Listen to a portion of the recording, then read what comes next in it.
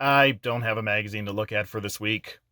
Oh wait, I lied. Hello and welcome to another edition of A Look Through Disney Adventures magazine. Today we are spotlighting the June 1991 issue. But first, a new addition to this series. You know how I spotlighted a certain comic panel in the last video and said, well, there's a caption contest. Let me know how that turns out. Well, I decided to do just that. I took the panel, I put it on my YouTube channel, and I asked people to submit their own captions and dialogue. And in this video, I will be spotlighting the funniest submissions for that panel. Something I will be doing for all future videos. This is the panel I submitted, and in no particular order, here are the funniest lines for that panel. NemoTube writes, "That's shallow water, you silly bear." Carson Loveless writes, "Let's go get some treasure, buddy." And Extreme Wreck 2000 writes, "If water is clear, then that bear's mind is even clearer." So thank you all for your submissions, and if you would like to contribute, please check out the community tab on my YouTube channel, where I have posted the latest panel to be captioned. Simply post your submission in the comments, and if you're lucky, I may feature it in the next video of A Look Through Disney Adventures. And now, on to our main feature. So today's guest star is Bronson Pinchot. I believe that's how you pronounce his name. Back then, he was famous for his role as Balky on the long-running sitcom Perfect Strangers. He played this kind of Greek guy, except he wasn't Greek. He was from a fictional island that was inspired by Greek culture. I don't know, I haven't actually seen it, but apparently it was popular back in the day, even though it sounds like something that already hasn't aged well. And while he hasn't gotten any major roles since the show ended, he has popped up here and there, especially in a lot of films that have become cult hits. He had a small role in Beverly Hills Cop and Beverly Hills Cop 3, and apparently he will be reprising that role in the upcoming Beverly Hills Cop movie. He was the Griffin in the Quest for Camelot animated movie. He voiced the title character in the English dub of the Danish animated movie Hugo. Not to be confused with that other Danish animated character Hugo, who's apparently a little troll who at least at one point was huge in that country. Also not to be confused with the 2011 Martin Scorsese movie Hugo, even though I highly recommend everybody check that movie out. And his most recent major role, from what I understand, was the principal on The Chilling Adventures of Sabrina, the Netflix series. Apparently he was an antagonist on that show. I don't know, I haven't actually seen it. Also, Stephen King fans and longtime Nostalgia Critic fans may recognize him for his role on The Langoliers, who, as Nostalgia Critic infamously pointed out, was really good at scaring the little girls! I can't do it as well as he did. But yeah, hugely talented, hugely underrated actor here, and we get to read about him here. Perfectly Strange, Bronson Pinchot, I already mentioned that. Monster Car Crusher. At first I thought they were referencing Bigfoot, but we'll get into that later. Kid Frisbee Champ, again, self-explanatory, we'll get into that later. Plus comics, puzzles, and video game reviews. Yep, they have video game reviews. We are going to be reading video game reviews. That is what I live for these magazines. I love me some retro video game reviews. I know I beat that into the dirt the last issue, but I just have to exclaim how much I love some video game reviews, some retro video game reviews. And on the main image here, we have Bronson Pinchot on a roller coaster surrounded by Chip and Dale Rescue Rangers, which was a proto-image for an issue with Rick Moranis, if I'm not mistaken. Apparently they just swapped out Rick Moranis with Bronson Pinchot.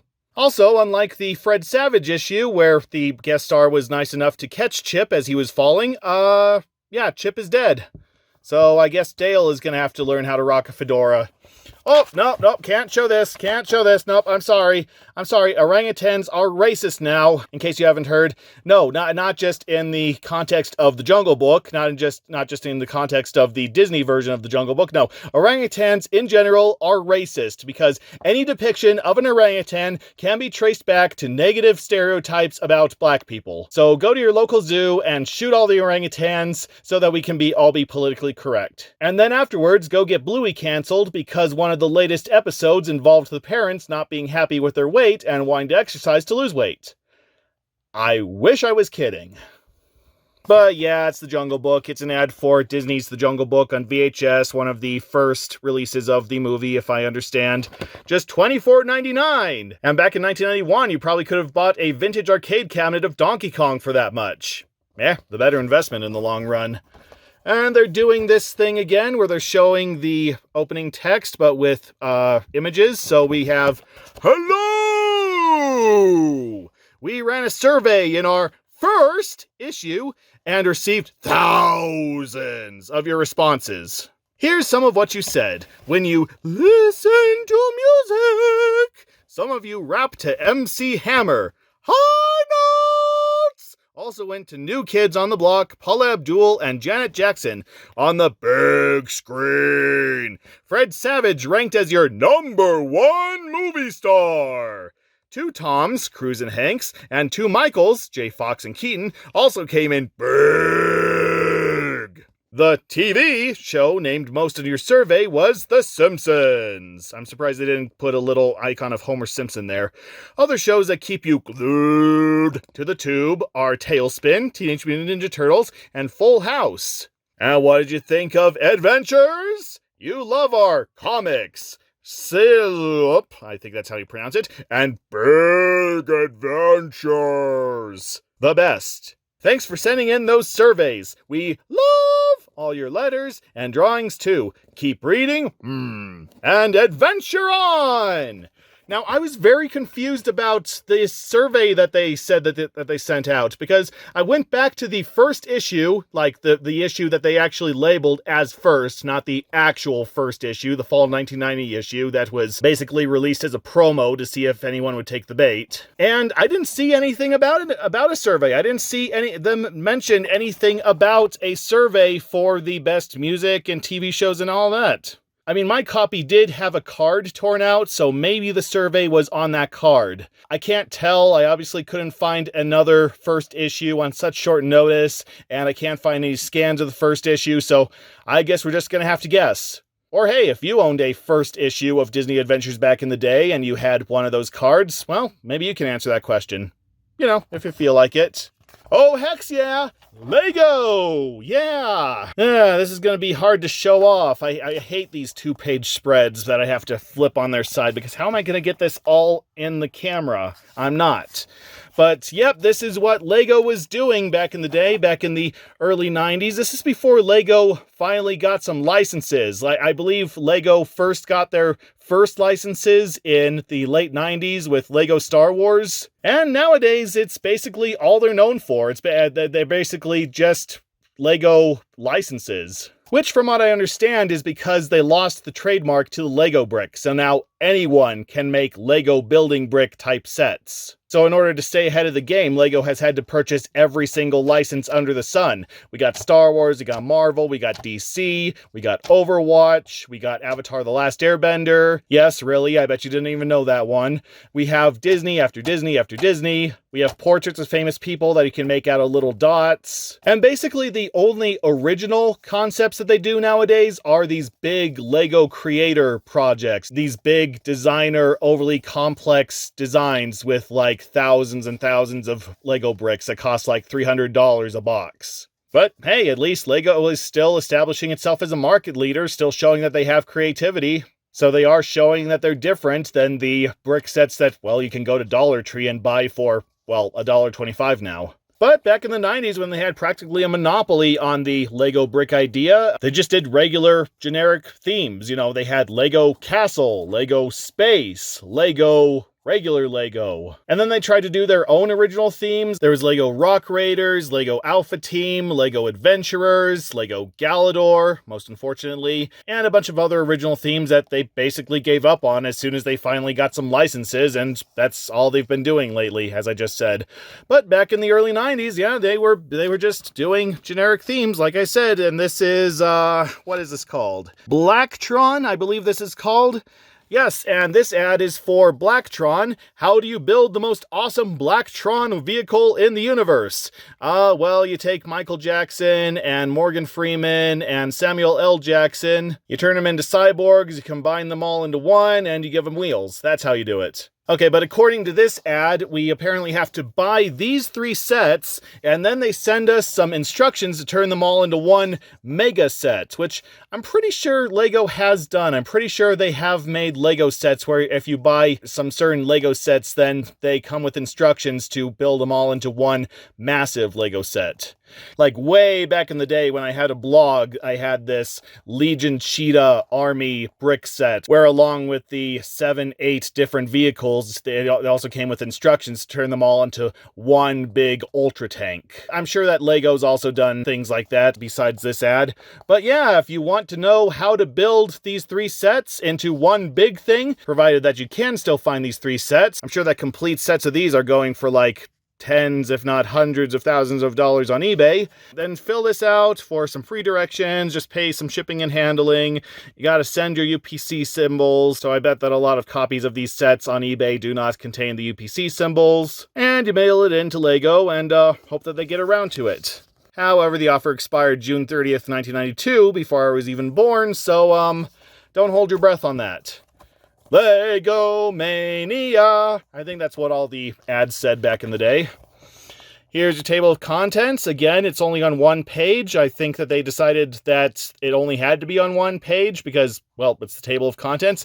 And then here's an ad for The Rocketeer. Yes, they talked it up a couple issues ago, and now here's an ad for the movie coming out June 21st. And yeah, as I said before, it was sort of a critical and commercial disappointment. I mean, I don't think it bombed hard, but it just kind of came and went in theaters, but then it developed a cult following, and I'll talk a little more about it in a future issue, because I believe that it's featured in a near future issue, so. And here we go with the fan mail, the zip codes. So what do we have today? Well, let's start from here. My name is Jason Sears. I like to play baseball, and my hobby is reading each issue of Disney Adventures. I am starting a collection, and I already have all of them up to the January 1991 issue. Oh, I have you beat there. I have like half the collection now, and I'm sure by the end of this series, I'll have the entire collection. Of course, you know, this is 1991, where eBay wasn't exactly a thing, so I'm pretty sure finding back issues of magazines was a little harder back then. But I digress. In my picture, I am on the left, and my very best friend, Michael Blackwell, is on the right. So there's Jason right there, there's Michael right there, and I'm sure they're best friends to this day. I don't know them. Behind us is the state capitol in Sacramento. Thanks for reading my letter. Oh, no problem, Jason Sears, age 12, from Grass Valley, California. I'm sure that's where you're still living. If people can make machines that pollute the environment, why can't they make machines that don't pollute the environment? Because that goes against one of the laws of thermodynamics, from what I understand. In order for something to be created, something has to be consumed. In order for energy to be generated, then that thing generating the energy has to consume the exact same amount of energy, from what I understand. So yeah, if you want to make like a sufficient amount of energy to power a sufficient amount of homes and businesses and all that, then unfortunately a lot of waste goes into that. And yes, we are looking into solar power and wind power, water power, that sort of thing, but to create enough energy from those things requires, well, a tremendous amount of those things. So unless you want to clear out like 500 acres of land in order to build enough wind turbines to power New York City or something like that, then we're unfortunately going to have to stick with our fuel-burning, waste-producing power plants. If only people could see that they are killing the Earth. They do see that they are killing the Earth, and most of them are apathetic to the situation because, hey, new Netflix shows. And when the Earth is gone and there are aliens, they are not going to greet us with open arms. Well, if the Earth is gone, then there won't be anybody for the aliens to greet. Besides, Earth is going to be a nice find for the aliens. They're going to go, hey, we can dump our garbage here. So in a way, we're making the aliens' planet cleaner. So, that's something to look forward to. But thanks anyway, Elizabeth Jeanette from Rocky River, Ohio. In your first issue and ticket, pages 24 through 25, you asked, the Cosbys or the Simpsons, who will win their Thursday night showdown on competing channels? You tell us. I say, the Simpsons rule! Well, considering that The Simpsons is still going, and The Cosby Show ended sometime in the early 90s. Also, The Cosby Show name has become a bit tainted, what with the certain convictions against Bill Cosby in recent years. Yeah, I'm gonna have to go with The Simpsons rule, even though they haven't been funny since season, 15? I don't know, I don't really follow the show. But thank you anyway, Adam Barris, age 10, from Bellevue, Washington. This summer, I had a really good time. First, I went to Hanford, California with my friend. Then, in August, my older brother took me to Disneyland and San Diego. It was fun, and we had a good time on Splash Mountain. I hope you had a good time on Splash Mountain, Nick Terry, 11, at Castro Valley, California, because, it's not around anymore. Here's some poetry. Disney Adventures has some great cartoons. A lot of danger. DuckTales get marooned. The latest update on the hottest news. The world today in great kids' views. Disney Adventures has the greatest. Comic book stuff kids can't resist. Okay, you had me until those last two lines, but still a lot more rhythm to that poem than the last poem from that last issue. Thanks anyway, Stephanie K. Fitzrandolph from Aloha, Oregon. I mean, today maybe you're like the new Shel Silverstein, who knows. I love your new magazine. I may be 16 years old, but I'm still young enough to enjoy your publication and TV shows. Kid, I'm in my 30s, and I love these magazines and Disney shows. I have a suggestion. If you want to hit home with a lot of kids, at least in Canada, you should write something about baseball card collecting. It's a big topic nowadays. Yes, it is, Sean Wilson, 16, from Ontario, Canada. Because from what I understand, the early 90s was the time of the speculator boom, where any comic, any trading card, practically any collectible in general was just seen as big money. Like you could buy anything and put it away for a couple years and then sell it for $1 million.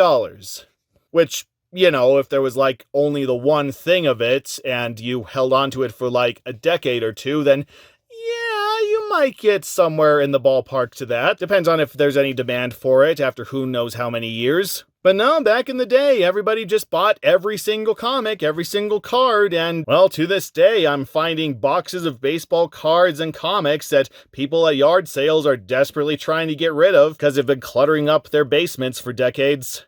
But yeah, look for an article on baseball card collecting in an upcoming issue of Disney Adventures. I can hardly wait. I was going to say they already did an article on baseball card collecting, but no. From what I remember, they did a article on baseball caps and an article on fantasy baseball. But no, I guess they didn't really do cards. Though we have seen a lot of those NFL rookie cards in those ads. That's probably what tripped me up. But yeah, I guess we're going to be talking about baseball card collecting sometime in the future. I am writing to you from New York, which is a wild state full of action. The subways are packed with people rushing here and there, going to work, going home, going shopping, and going almost every other place you can think of. There is no stop to this racket, so you can imagine how much of a relief it is to sit down in a quiet corner of your home to read a book, write a letter, or watch the television for a while. Especially since we have all these superheroes flying around destroying the tops of buildings, whereas these mutated turtles are wrecking the sewers underneath. Something we can all relate to, isn't that right, Magdalena Michalska in Brooklyn, New York? Yep, a problem that we are still facing even today. Oh, it's continuing, okay. I was really surprised when my dad told me that I won the Disney Adventures trip to the Super Bowl in Disney World. Oh, this is in relation to the contest winner from the last issue. Okay. When he finished telling me, he gave me a big hug. Well, of course, you won the vacation for him. I was so excited. My whole family was excited. When we got to Florida, we rode in a limousine. It was gray on the outside, and on the inside, it had a television and things to drink. Probably not things that someone your age should be drinking. They even gave us a picnic lunch from our limo. It was really cool. At the Super Bowl, we had really good seats. I ate popcorn and drank soda. I wasn't really rooting for either team. I was just happy to be there. Well, yeah, you got to go to Disney World. Who the hell cares about the Super Bowl? During the halftime show, I danced with New Kids on the Block. Only in 1991 could somebody say that and have it sound like the coolest thing ever. Joe is my favorite new kid, but we were all dancing at the same time. My sister Jessica, who's 11, got Danny's autograph. That's probably worth as much as the entire trip is now. It was really scary and fun to be in a real halftime show with so many people watching.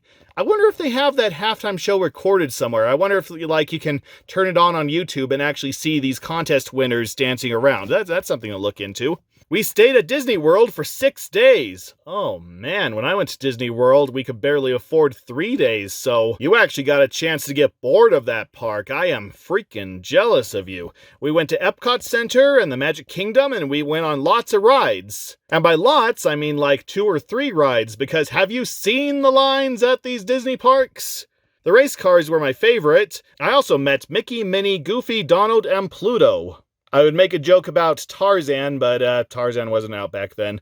One day, I even ate breakfast with Mickey Mouse. I even ate Mickey Mouse. Mickey Mouse pancakes, that is. It was a lot of fun, but the best part was going to the Super Bowl. Well, I mean, you got to be part of the halftime show, so yeah, I don't blame you, kid. Or should I say, Joe D. Parman, age 7, from Valencia, California. Let's see, you were age 7 at the time, so nowadays that would make you about 40? So yeah, I bet you made your kids sick with the story, so you're about to have some grandkids to tell the story all over again to. Provided that you are still living and want to have kids and can have kids, and I just depressed myself, so let's move on. Oh, it's an ad! It's a video game ad for Adventure Island 2. Yeah, Adventure Island is another one of those game series that everybody knows about, but I can't really find any fans of. Just kind of one of those Nintendo games that was there. It was in everyone's collection, but that's pretty much it. It was part of everyone's collection. It was basically as popular as the original Super Mario Bros. And Super Mario Bros. Actually came with most new systems of Nintendo Entertainment System. So from what I understand, most Adventure Island games could be considered the first runner games. The first, well, not necessarily infinite runner games, but you ran and you just kept on running. I don't even remember if you could stop in these games, but you ran, you jumped, you threw stuff, and you couldn't stop. You just had to clear out all the obstacles or jump and hope you cleared an obstacle and didn't run into another one. That's basically all the Adventure Island games were, from what I understand. But apparently they gave people enough entertainment for 4 Adventure Island games to be released. The 4th one never saw American shores, and it has gained a reputation as an game, so it's basically a staple of the Nintendo Entertainment System. But yeah, apparently the evil witch doctor's at it again. He's grabbed your latest honey and dares you to do something about it. So when he's grabbed your latest honey, are they talking about literal honey? Like he's stuck on an island and he needs honey to survive? Or like honey's like the most delicious treat or something? Or are they actually talking about girlfriend? Because if girlfriend, then wow, that statement did not age well. But yeah, go through Dinosaur Kingdom with some volcanoes, avalanches, giant scorpions, killer cobras, and in addition to the horizontal scrolls, you also scroll vertical. Wow, the future! Look for it wherever you buy the best video games. Yeah, you could buy The Legend of Zelda, or Super Mario Bros. 2, or 3, or hey, DuckTales, you know, that game that they keep trying to promote in these magazines. But if you really want Adventure Island 2, the sequel to the game, I guess you could do that too. But thanks anyway, Hudson Soft. And a real quacker, meet the creator of Donald Duck's voice. I approve. I enjoy stories about voice actors, and this is one of the first voice actors. Yes, Clarence Nash was the very first voice actor for Donald Duck, which he originated in a small part in a 1934 cartoon, as it says here. Which 1934 cartoon was the Wise Little Hen, if I remember correctly, which is an adaptation of the famous folktale. Which I actually didn't see the original version of originally, because originally I saw a redubbed version from the obscure direct-to-video Disney movie Belle Tales of Friendship, which was a repackaging of the equally obscure TV show Sing Me a Story with Belle, where they made a live-action version of Belle from Beauty and the Beast, and they put her in charge of the bookstore from the movie, and she and some puppets would sing and tell stories and teach morals, and most of the cartoons that they showed were redubs of old classic Disney cartoons, with new voices and new songs and often narration from Belle or one of the kids she's trying to teach a lesson to, including the aforementioned The Wise Little Hen, and strangely enough, Hansel and Gretel. Yeah, Disney did a very creepy version of Hansel and Gretel way back in the day for Silly Symphonies, which is not the creepiest version of Hansel and Gretel I know of. And of course, the original story is about a witch who eats kids, so it's kind of creepy by default, but Disney kind of took it to a whole other level. I mean, it's not entirely dark, it just has very dark thematic elements, in my opinion. I don't know, check it out for yourself and decide if it's something you want a 5-year-old watching. But I'm completely off topic. But yeah, Clarence Nash was the originator for Donald Duck's voice. He originally wanted to be a doctor, but he prided himself on copying animal noises, and he attended an audition for Disney cartoons where he pretended to be a goat, and he bleated, I can't do it, I'm sorry. But he recited Mary Had a Little Lamb, and Disney went, that's our duck. And yeah, after featuring in that small cartoon, Donald Duck's popularity just blew up, and he became one of the main icons of Disney. And yeah, I am actually very, very impressed with the Donald Duck voice. I mean, I have heard a lot of other people do duck voices in cartoons. You know, they had that duck in some old Tom and Jerry cartoons, and they had the duck voice on the song Disco Duck, and, you know, they sound like, "Oh boy, shake your tail feathers." I'm sorry, I can't do it. Most of them sound too low and too gargly to really be considered a duck voice. But Donald Duck's voice, I think, stands out against all other voices that they've tried to give ducks or birds in general. Like, only 2 people officially can do the Donald Duck voice. Clarence Nash, who unfortunately died in the mid-80s, and today's Donald Duck voice, Tony Anselmo, who was tutored by Clarence Nash himself and spent years and years trying to get the voice down. So yeah, he does a perfectly good job of the voice today. And yeah, he was 30 at the time of this publication, so that means he's like in his mid-60s now. So yeah, I hope he's training his successor at this moment. But yeah, if Tony Anselmo ever tours the convention circuit, I am definitely getting his autograph. I already have the autographs of the current voices of Mickey and Minnie, and I wouldn't mind getting Bill Farmer's autograph. He does Goofy on Pluto, as well as a lot of other voices in the cartoon industry. So yeah, here's wishing all the best to Tony Anselmo and whoever he chooses to succeed him.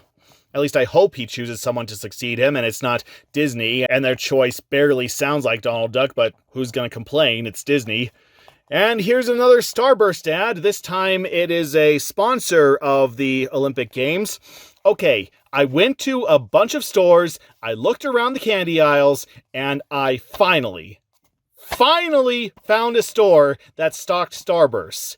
Except they're no longer in these little packages. They're no longer in these packages that you can find over by the checkouts.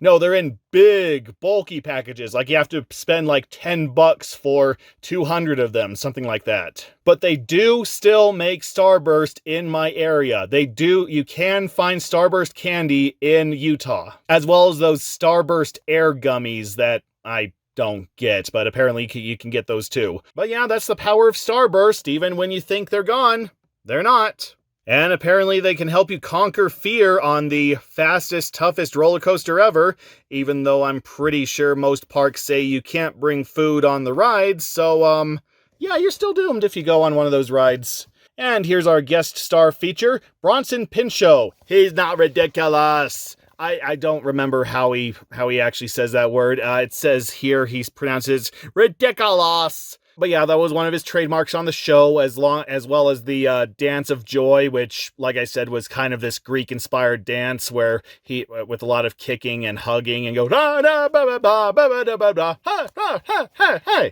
You know, I haven't seen the show, and even I know that one. But yeah, is Bronson Pinchot as crazy as he appears on television? Let's see what he says.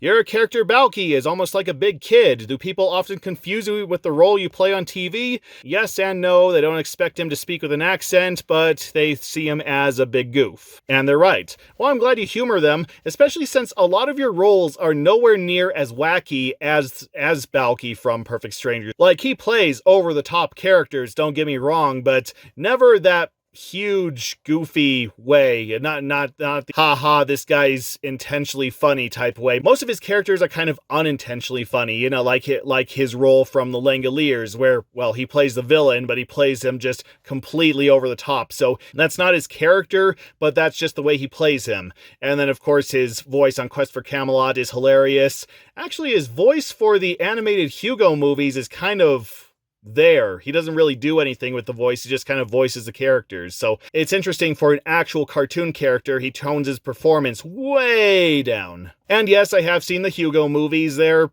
pretty good, actually. They're not the best, but they're worth at least one watch. Were you funny as a kid? My whole family was funny. We spend a lot of time doing imitations of each other. And he calls his mother's answering machine sometimes, at least I'm sure he did back then, and imitates her as if they're actually having a conversation. That's pretty good, actually. And I'm sure a hell of a lot funnier than the Jerky Boys. Raising 4 kids who do imitations of their mother that drive any mom around the bend. Oh, especially my mom, good grief. My mom was pretty funny herself. She took their troll dolls, which is interesting that they had to specify troll. So troll is a mythological goblin-like creature. I'm pretty sure even young kids know what a troll is, especially if you're talking about troll dolls. You know, they're those little ugly as sin creature dolls with the big fluffy heads with just the big hair that sticks straight up. You know, DreamWorks made a couple movies of them, but I'm talking about the original 80s, 90s extremely ugly look. But anyway, his mom would interview the dolls and tape them. Oh, I wish those tapes existed today. I wish that those survived, because that sounds hilarious. And no, his mom wasn't a comedian. She was a cleaner and a typist, from what I understand. And you know, this was the 70s, 80s, so I'm impressed that they could afford a camera and film to do these little mock interviews on. So yeah, who says that if you're good at one thing, you can't be talented in another thing? I read somewhere that you weren't popular in school. Is this true? Well, yeah, the funny guy is never the popular one at school. And he's saying that it's because he didn't know anything about sports. He knew about Shakespeare and Renaissance art because that's what his mother exposed them to, but he didn't know anything about sports. And during the 80s and 90s, if you didn't know anything about sports, that was like not knowing how to breathe. That's how many weird looks you would get back then. So yeah, I didn't really make many friends back then, and he learned how to catch a football when he was 23, and another actor said, let's go throw a football around, and the guy taught him, and apparently he had a lot of fun. Unfortunately, I couldn't find which actor that was. It's not documented anywhere from what I could find, so good for that actor to include you in the fun. Did you have a girlfriend in junior high? Kathy Kramer. That sounds like somebody he would be dating in the sitcom he was in. But even she was very sporty. She was very good at girls softball, so even in matters of love, he couldn't win because he had no idea what sports were. Were you fat as a kid? Yeah, I was the fattest kid at school. Amazing, considering it. Did you have a favorite dessert? Chocolate eclairs. Ooh, yeah. And my other favorite thing was a sandwich of chunky peanut butter with grape jelly, a strawberry jam on wheat bread. I'm not even a PB&J guy, but that sounds delicious right now. What about your happy dreams as a kid? Did you ever dream you could fly? Oh yeah, I have flying dreams all the time as well. It's weird. I just feel like I'm floating. And then I fall to the ground and I wake up. I think everybody has those kinds of dreams, especially if they're suffering from a high fever. But yeah, he used to dream all the time that he was flying around his Sunday school because it had an unbelievably tall ceiling. I'm sure he did that dreaming during Sunday school as well. That's what I always used to do. What are your strongest dislikes? I don't like violence, cruelty, phoniness, anything that messes up the environment. Good for you. And I don't like anything that's plastic or shiny. And that apparently really stuns the interviewer, because then he, she, they say, nothing shiny. What about shiny tinsel? Nothing shiny. Yeah, I agree with them. I cannot stand Christmas tree tinsel. It gets everywhere and you can never clean it up, and it's just really bad on the eyes. That's weird, Bronson. What about glossy photographs? He likes matte finishes. And he also hates chrome. Like, the only thing that he likes shiny is his car. Everything else he likes weathered stuff, which is understandable because in addition to being an actor, he was also dedicated to restoring old homes, so he likes the aesthetic of old homes. Which, hey, good for him. Good to know that he had a very productive hobby in addition to his acting career. And then to change the subject completely, is it fun being famous? Yeah, enjoy that while that lasts. His experience is much different than Tom Cruise, he faints or screams. So yeah, he's not super ultra mega famous. He's just that guy that people know. He's happy that people know him, and he's happy to make friends with him. So yeah, good for him. He's just the right amount of famous. At least he was back then. Like I say, he's kind of obscure now, but I don't know. I don't know what kind of person he is now. I'm hoping that he's a good guy. And one last question. If you designed a personalized license plate to sum up your philosophy of life, what would it be? He's got one on his car. It says, my Piot. And that's because his character from Perfect Strangers was from the fictional island of Mypos, so he's a Mypiet. So yeah, he's referencing his character's point of view, which echoes his point of view in reality. Look for the good things and always look for fun. Good for him. Good. That's a wonderful moral to have for life. And in continuing my little discussion from the Weird Al issue about how even famous people have to be smart, Bronson Pinchot was very talented and very smart in school. He graduated from high school with honors to the point he got a full scholarship at Yale, which he also graduated from with honors. He received a master's in fine arts at Yale. This guy right here. This guy who plays one of the stupidest characters on TV is a master's degree holder from Yale. So yeah, like I said in the Weird Al issue, unless you can prove that you're just too cool for school, that unless you show that you just have more talent than any more schooling can give you, then stay in school, because being successful in school may result in being successful in whatever you decide to do, even if it's acting. I'm not saying you're necessarily going to be an absolute failure if you don't complete school, but unless you have a better idea, stay in school. And here's another Cheetos ad. I don't think we've seen this one. It's Chester Cheetah surfing on a surfboard with some crunchy Cheetos there. Are these regular Cheetos or the Cheetos Puffs? Well, it says crunchy, so I'm guessing it's just the regular Cheetos. And up here it says, "A righteous kitty riding the crest of Surf City." And the fish is even thinking, "Sees those Cheetos, they're rada cool." The 90s. Cheetos, the cheese that goes crunch. I love me some Cheetos. Don't like the mess that they make, but I love me some Cheetos. And here is our ticket to entertainment. Actually, they just call it Ticket Entertainment Guide. Didn't they call it something more snazzy back in the other issues? I don't remember. I guess I've just never noticed. So that shows how well that name went over. First, movies. Remember Richard Grieco from his action-packed roles on TV's 21 Jump Street and Booker? No, I don't, because I've never seen those shows.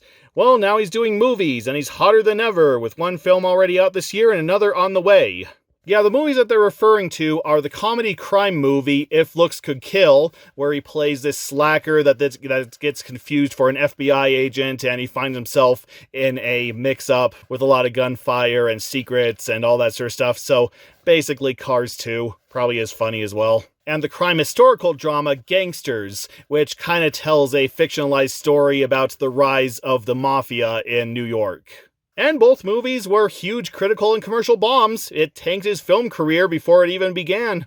But it didn't tank his career. He's actually made a huge name for himself. That guy, Richard Grieco, he's actually made a huge name for himself in the B-movie industry. Ever since the early 90s, he's been in quite a few action movies and thriller movies, erotica movies. He's even done several titles with The Asylum. And of course he made a cameo in the 22 Jump Street movie because they killed off the original stars of that series in the first movie. He also did the voice of the crime boss Tony in the Disney Gargoyles show, and he originated the voice of Ghost Rider in the 90s Fantastic Four and Hulk TV shows, which he also reprised in the Ultimate Marvel vs. Capcom 3 game. So yeah, I'd say he's doing pretty well for himself. Who cares that he doesn't have the big box office fame like his co-star Johnny Depp has? He seems to be happy with what he's doing, so here's to a nice long career. I mean, it's more of a career than I'll ever have, so why am I complaining? While you're waiting for Macaulay Culkin, is that how it's spelled? While you're waiting for Macaulay Culkin to make the sequel to his smash hit Home Alone, which will probably be called Alone Again, no, it was called Home Alone 2, Lost in New York. And it was basically the first movie, just with everything set in New York. And a lot slower and a lot more predictable. I mean, it's not a terrible movie, it's just, well, they copy a lot of the elements from the first movie. But it's still better than Home Alone 3, or Home Alone 4, or Home Alone 5, or Home Alone 6. And yeah, they're probably going to make Home Alone 7, because why wouldn't they? I mean, Disney has been making sequel after sequel because ever since it made its Disney Plus series, and they're really milking all that nostalgia for all it's worth, so why not just keep making Home Alone movies every year? And then Robin Hood, Prince of Thieves is finally here, and it featured Christian Slater, who they talked about in an earlier issue. And he remembers that when his grade school teacher left the room, he started amusing the class. So he's always wanted to be an actor. Which, yeah, he is a very talented actor. I'm a little upset that his career isn't what it used to be, because he used to be in everything. He used to be everywhere, as I was saying when that other issue was talking about him. But yeah, at some point, either his career just fell into an irreversible slump, or he decided to retire from acting for a bit because, yeah, for a while he disappeared. But he's back. He has some pretty prolific roles on some shows, and he's doing voice work. And so, yeah, I think he's doing well today. And you can also see Macaulay Culkin in the John Candy comedy Only the Lonely. Well, you could, except nobody saw that movie. I mean, it was released in theaters, just nobody saw it. And then there's a lot of animal behavior going on in Hollywood these days. Oh, that doesn't mean something completely different nowadays. That's not a controversial topic nowadays in so many ways. Among the movies in the works are Bingo, Flipper, Curious George, and Cats. Oh boy, so Bingo is probably the most obscure out of all these movies. Bingo is a dog movie, and it's one of the most, what the hell were they thinking, dog movies out there. So it's like kind of set up as this zany comedy. It's kind of a parody of dog hero movies. So it just has this super smart dog. Like, he does things throughout the movie that no dog or even human would be able to do or figure out as he travels across country to go find his boy. Now, that sounds funny, that sounds interesting, except it's also incredibly dark. Apparently, the writer of the movie went on to make a lot of Guillermo del Toro movies. I believe that's how you pronounce his name. And, you know, Del Toro movies, they aren't exactly sunshine and roses. So the Bingo movie is actually very dark, has some very dark elements. Like, at one point, he's almost butchered by this guy who makes sausages out of dogs, and at another point he's actually put in jail. Like, he's like tried in court and actually put in a maximum security jail, and he's shot at when he tries to escape. And he has a romantic liaison with another dog that features a lot of champagne, and it's just, honestly, it is almost worth watching just for the levels of what the hell were they thinking? Who was this movie made for? I mean, I'm sure it still has its fans, but just the movie is one of the most confused movies you will ever see. And then Flipper, yeah, about a dolphin. Yeah, they were trying to make a movie about Flipper, which was the TV show from the 60s. They were trying to make that a movie for decades. And finally, in 1996, I believe, they finally made a movie with Elijah Wood and Paul Hogan. And it was a huge critical and commercial bomb. I remember seeing it as a kid. I remember being very bored. I never liked the Flipper movie. And apparently nobody else did either. And then Curious George. Yes, in the early 90s, there were talks about making a live-action version of Curious George. And then throughout the 90s and into the 2000s, it just kind of went back and forth about, oh, let's make it live-action. Oh, let's make it computer-animated. Oh, let's make a live-action computer-animated hybrid. Until they finally decided, strangely enough, on a traditionally animated movie, which was finally released in 2006 by Universal, and is pretty damn good in my opinion. It has fantastic animation, fantastic voice acting, the humor is really good, the story is simplistic but easy to follow, and you can see how people would follow it. There's a lot of humor pertaining to the story. Yeah, if you haven't seen the Curious George movie, I highly recommend it. And then apparently they made like 5 or 6 sequels plus a TV show. I haven't seen any of those, so I have no opinion on them. And Cats. Yes, so before the 2019 disaster of a film, they were talking about making a film version of the Broadway play Cats at least as far back as the 90s, where Steven Spielberg actually wanted to make an animated version of the musical. Which sounds freaking amazing. I would have seen that. But no, it just languished in development hell for decades, while in the meantime they just gave us a filmed version of the stage play, which I haven't really sat through, until finally they decided, heck with it, and made whatever the 2019 version was.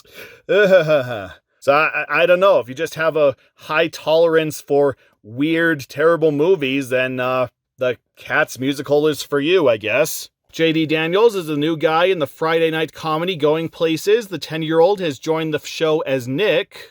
And if you're wondering, who? What? Yeah, I don't blame you. Going Places is an early 90s sitcom about 4 writers living together, and while apparently it was a decent crowd pleaser, it lasted all of 1 season and 19 episodes, which for a sitcom is pathetic. And J.D. Daniels was only on the show for like 6 episodes. Apparently the show was doing so poorly, they had to bring on a kid at the very tail end of the show, just in a desperate attempt to increase viewership. It didn't work. But J.D. Daniels did go on to a fairly decent acting career. He was in Mighty Ducks, and he did voice work for Gargoyles and Aladdin. He was Mowgli for a couple Disney's The Jungle Book productions. He was in that weird Dr. Seuss documentary, The Search for Dr. Seuss, as Marco. And probably his most famous role is as young Derek from The Swan Princess. Yeah, he both voiced and sang as the kid version of Derek from that movie. Which, not bad at all. Apparently he mostly retired from acting at the end of the 90s, and he popped up in 2007, 2009, and I don't know what he's doing now, but well done, J.D. Daniels. Whatever you're doing now, I hope you're doing well at it. And then Doogie Howser MD star Neil Patrick Harris thinks he'll probably go to college when his series ends. Apparently that didn't happen. I could find no information about him going to college. He graduated from high school with honors, but I found no record of any college that he went to. In fact, as we all know, Neil Patrick Harris did absolutely nothing else after Doogie Howser MD, and he's one of the most forgettable names in Hollywood today.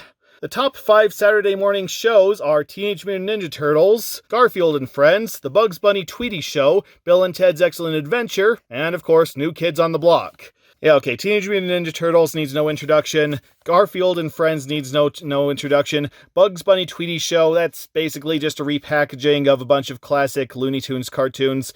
Bill and Ted's Excellent Adventure. Yes, for those who don't know, they actually made a Saturday morning cartoon based on the Bill and Ted movies, except it was called Bill and Ted's Excellent Adventures. And it was more of the same as the first movie. It was Bill and Ted using their magical time-traveling phone booth to go back in time and mess it up. It wasn't exactly the most educational or historically accurate thing on TV at the time. But the first season did see the return of Alex Winter, Keanu Reeves, and George Carlin, so that's pretty impressive for a low-budget, low-attention Saturday morning cartoon.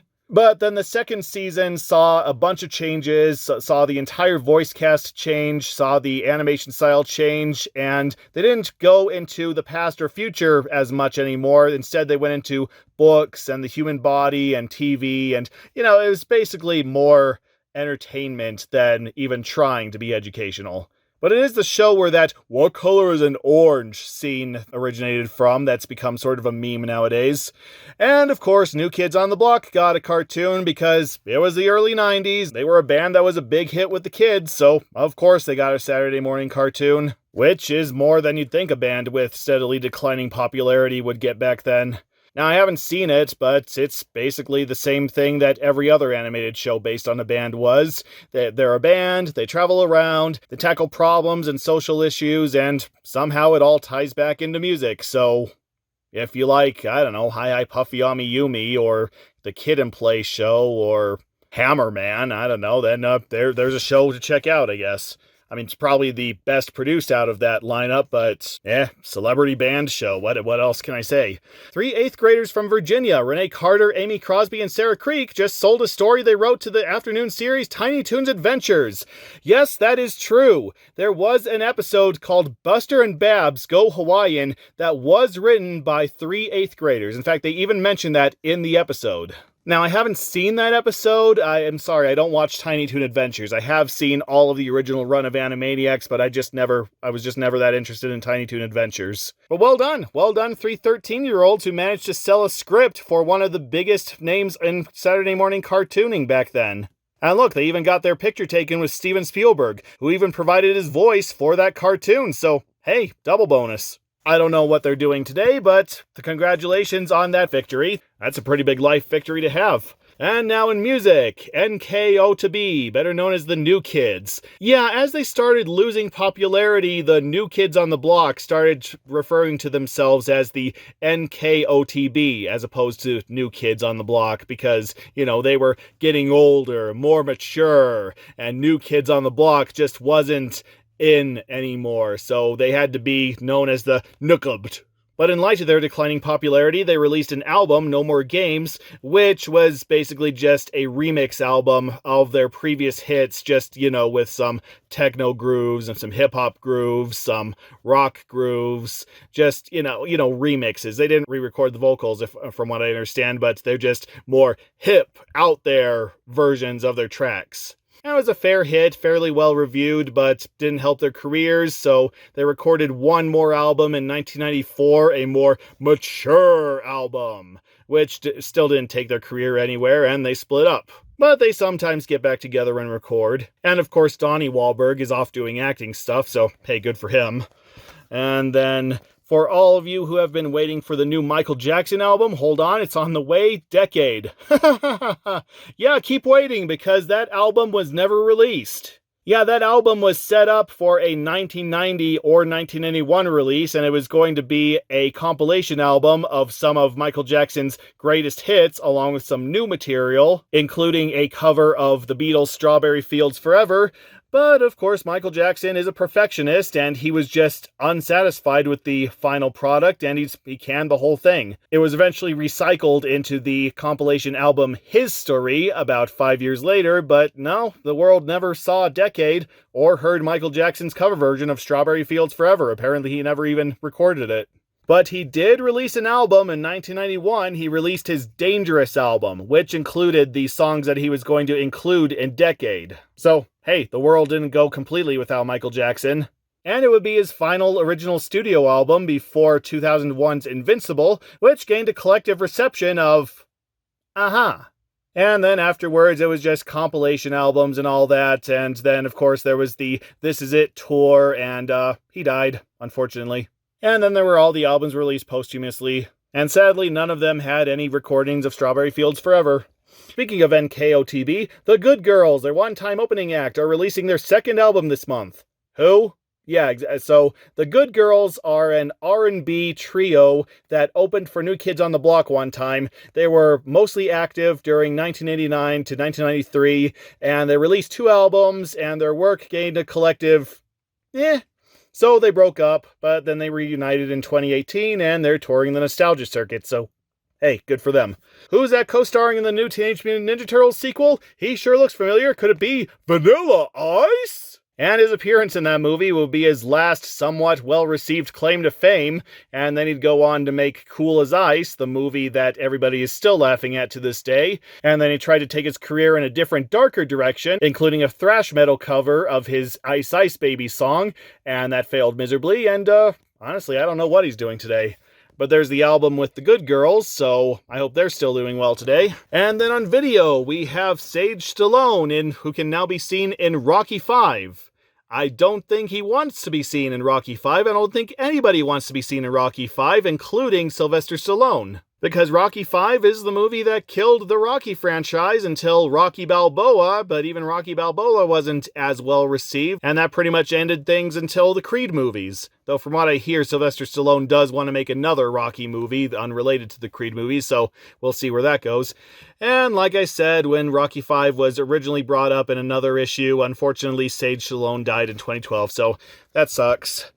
And then kids who play best pals in the movies: The Goonies, Explorers, Adventures in Babysitting, The Never-Ending Story, and Flight of the Navigator. The Goonies, classic. A bunch of kids find a pirate map and go looking for pirate treasure, and they have to avoid this mafia family while also befriending the disfigured member of the mafia family named Sloth. Pretty good. I didn't really grow up with it as a kid, but I did see it later, and honestly, I kind of found it really annoying, especially since all the kids would not shut up. But it had a lot of good child stars that went on to be good adult stars, including Brolin and that guy who was in Indiana Jones and the Temple of Doom as well, and then kind of disappeared until he popped up recently in Everything Everywhere All at Once, and now nobody can get enough of him. Explorers, also classic 80s movie. It has Ethan Hawke and River Phoenix in their very first movie. Some kids build a spaceship in their backyard, and then they're abducted by actual aliens. I don't really remember much of it, but from what I do remember, it was a fun fantasy adventure, so yeah, check that one out too.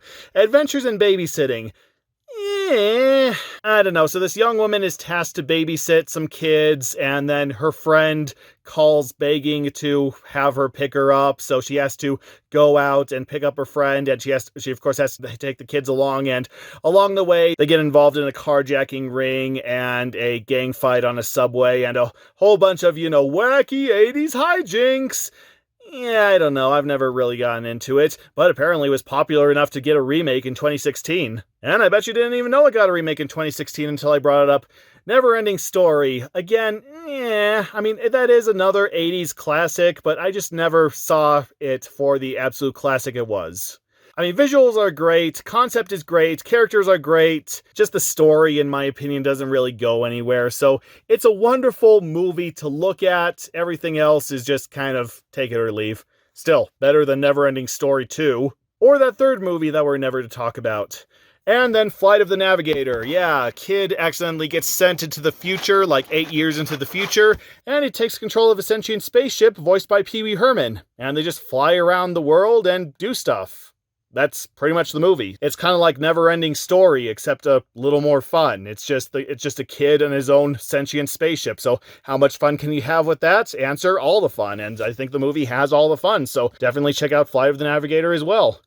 And each of the movies is available on video. I think most of these, actually maybe all of them, are available on Disney+. I think Disney owns all these properties now because, you know, they're Disney. And then he doesn't look it, but Mr. Magoo is 40 years old this year. Well, yeah, he's always looked 80 to me, so yeah, I guess he doesn't look 40 years old, but in a way that's probably not what you meant. And some classic Magoo cartoons have just come out on video, including Mr. Magoo's Christmas Carol, the very first animated version of the Christmas Carol, if I'm not mistaken.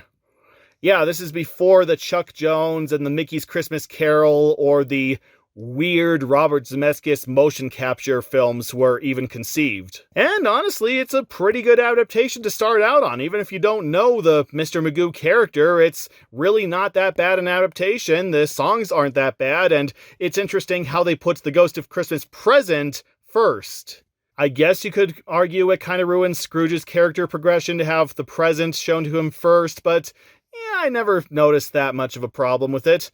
And the songs aren't bad either. And then Mr. Magoo was also in The Count of Monte Cristo, The Three Musketeers, and King Arthur and the Knights of the Round Table. Yeah, this was a show that followed Mr. Magoo's Christmas Carol. Apparently, the Christmas Carol was such a hit that they decided to put him in other literary adaptations, so they made this TV show based around him in other literary classics, and apparently was canceled because they could not keep up with demand. No, they could not animate these episodes fast enough, so they just made a couple and then checked out. And then the voice of Mr. Magoo himself, it was Jim Backus, the guy who played Mr. Howell on Gilligan's Island, a show I'm sure a lot of kids of the time were familiar with. Like I said in a previous issue, TV wasn't exactly what it is today. Like, you had to watch whatever was on TV at the time. So if you were super bored and channel surfing, then yeah, I could understand some 8 to 10-year-olds just coming across Gilligan's Island and just blankly watching it. Personally, I know Jim Backus more for the drunk pilot role on It's a Mad, Mad, Mad, Mad World. But to each his own, why not? And here's an ad for Faded Glory. Shut down in some faded glory. I don't know why I just sang that. But yeah, this is another fashion that originated sometime around the 80s and 90s. And give them credit, this fashion is a lot more timeless than the MC Hammer pants that we keep seeing, or even those baseball caps or the neon t-shirts. So this is something that I do see to this day, and honestly, I'm more okay with seeing than any of the other fashions. Even though I still don't get it. So the whole idea behind this line is that you buy clothing that's pre-faded, that's pre-worn in, so you can actually buy jeans that look ready to fall apart. I don't get that. I think that if you're going to buy clothes, you're going to buy clothes to wear clothes. You wear the clothes out yourself. I mean, me, I have no problem doing that. I will wear jeans until they die, which with how fat I am isn't that long at all. I don't understand why you would pay store prices, probably even double store prices, for clothes that look ready to be thrown out. Okay, there's my Yes Dad rant for the magazine. And here's another pose with a kid model and director, photographer, wardrobe, makeup. Anyone gonna notice that the top is clearly falling off your underage model? Anyone gonna fix that? You don't have another take you could have used? No? Okay, enjoy being seen as a creep by anyone who picks up your magazine 30 years later. And today's DuckTales comic is Grief at the Reef. Because of course there's a DuckTales comic. I think we've only had one issue where there wasn't a DuckTales comic.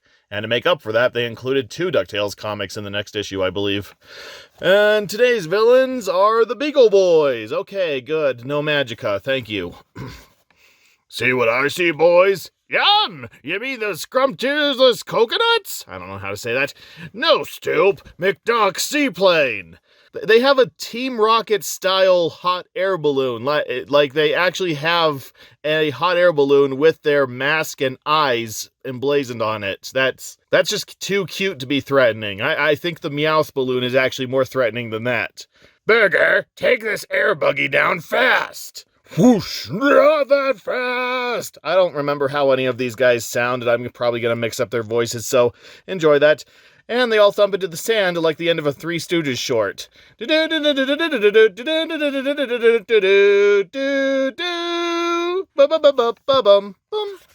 to Manga Manga, the home of the monster pearls. They're worth a load of cash. Why is this reminding me of a big juicy sandwich?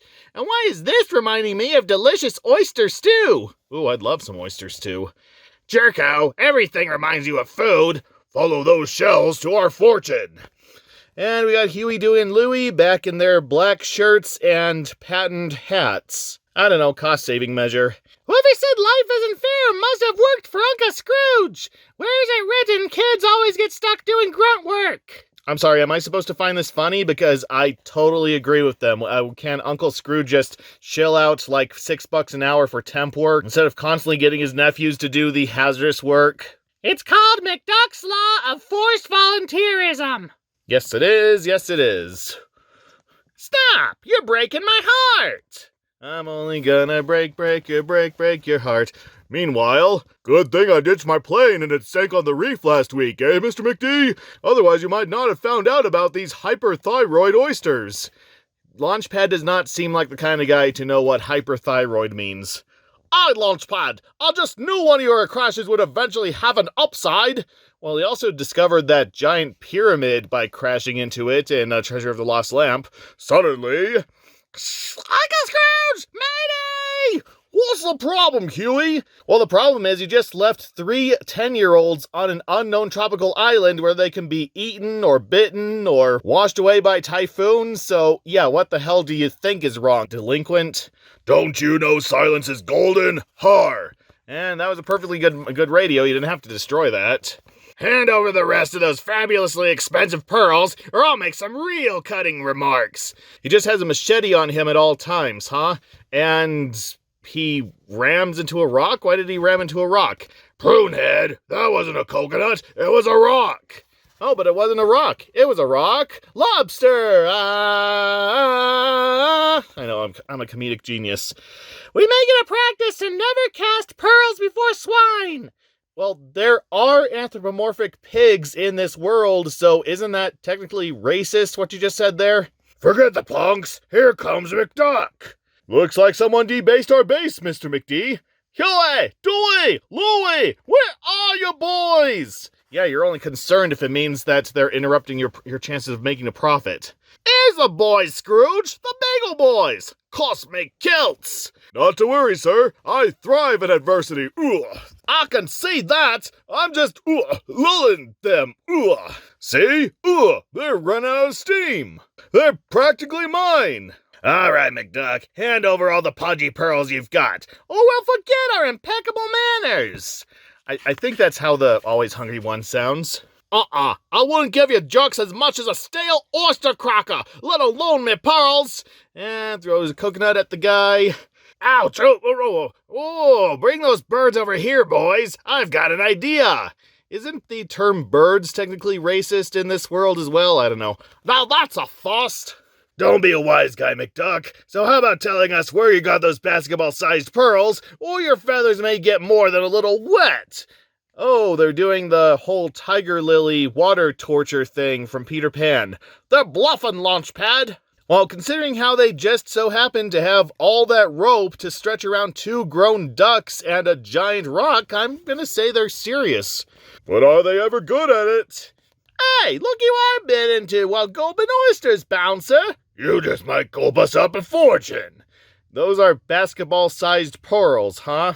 Love to see how basketball is played in this universe. Huh, that pearl's a pygmy next to the ones we got stashed in the plane. Oh, well, there you go then. While you're at it, why not draw him a map, Dunce? It just kind of slipped out, Mr. McD. Again, wasn't there like a DuckTales episode where the whole joke was that he's stupid, so he like drew a map with his mind and the aliens got horribly lost because he was stupid? So the pearls are stashed in the plane, huh?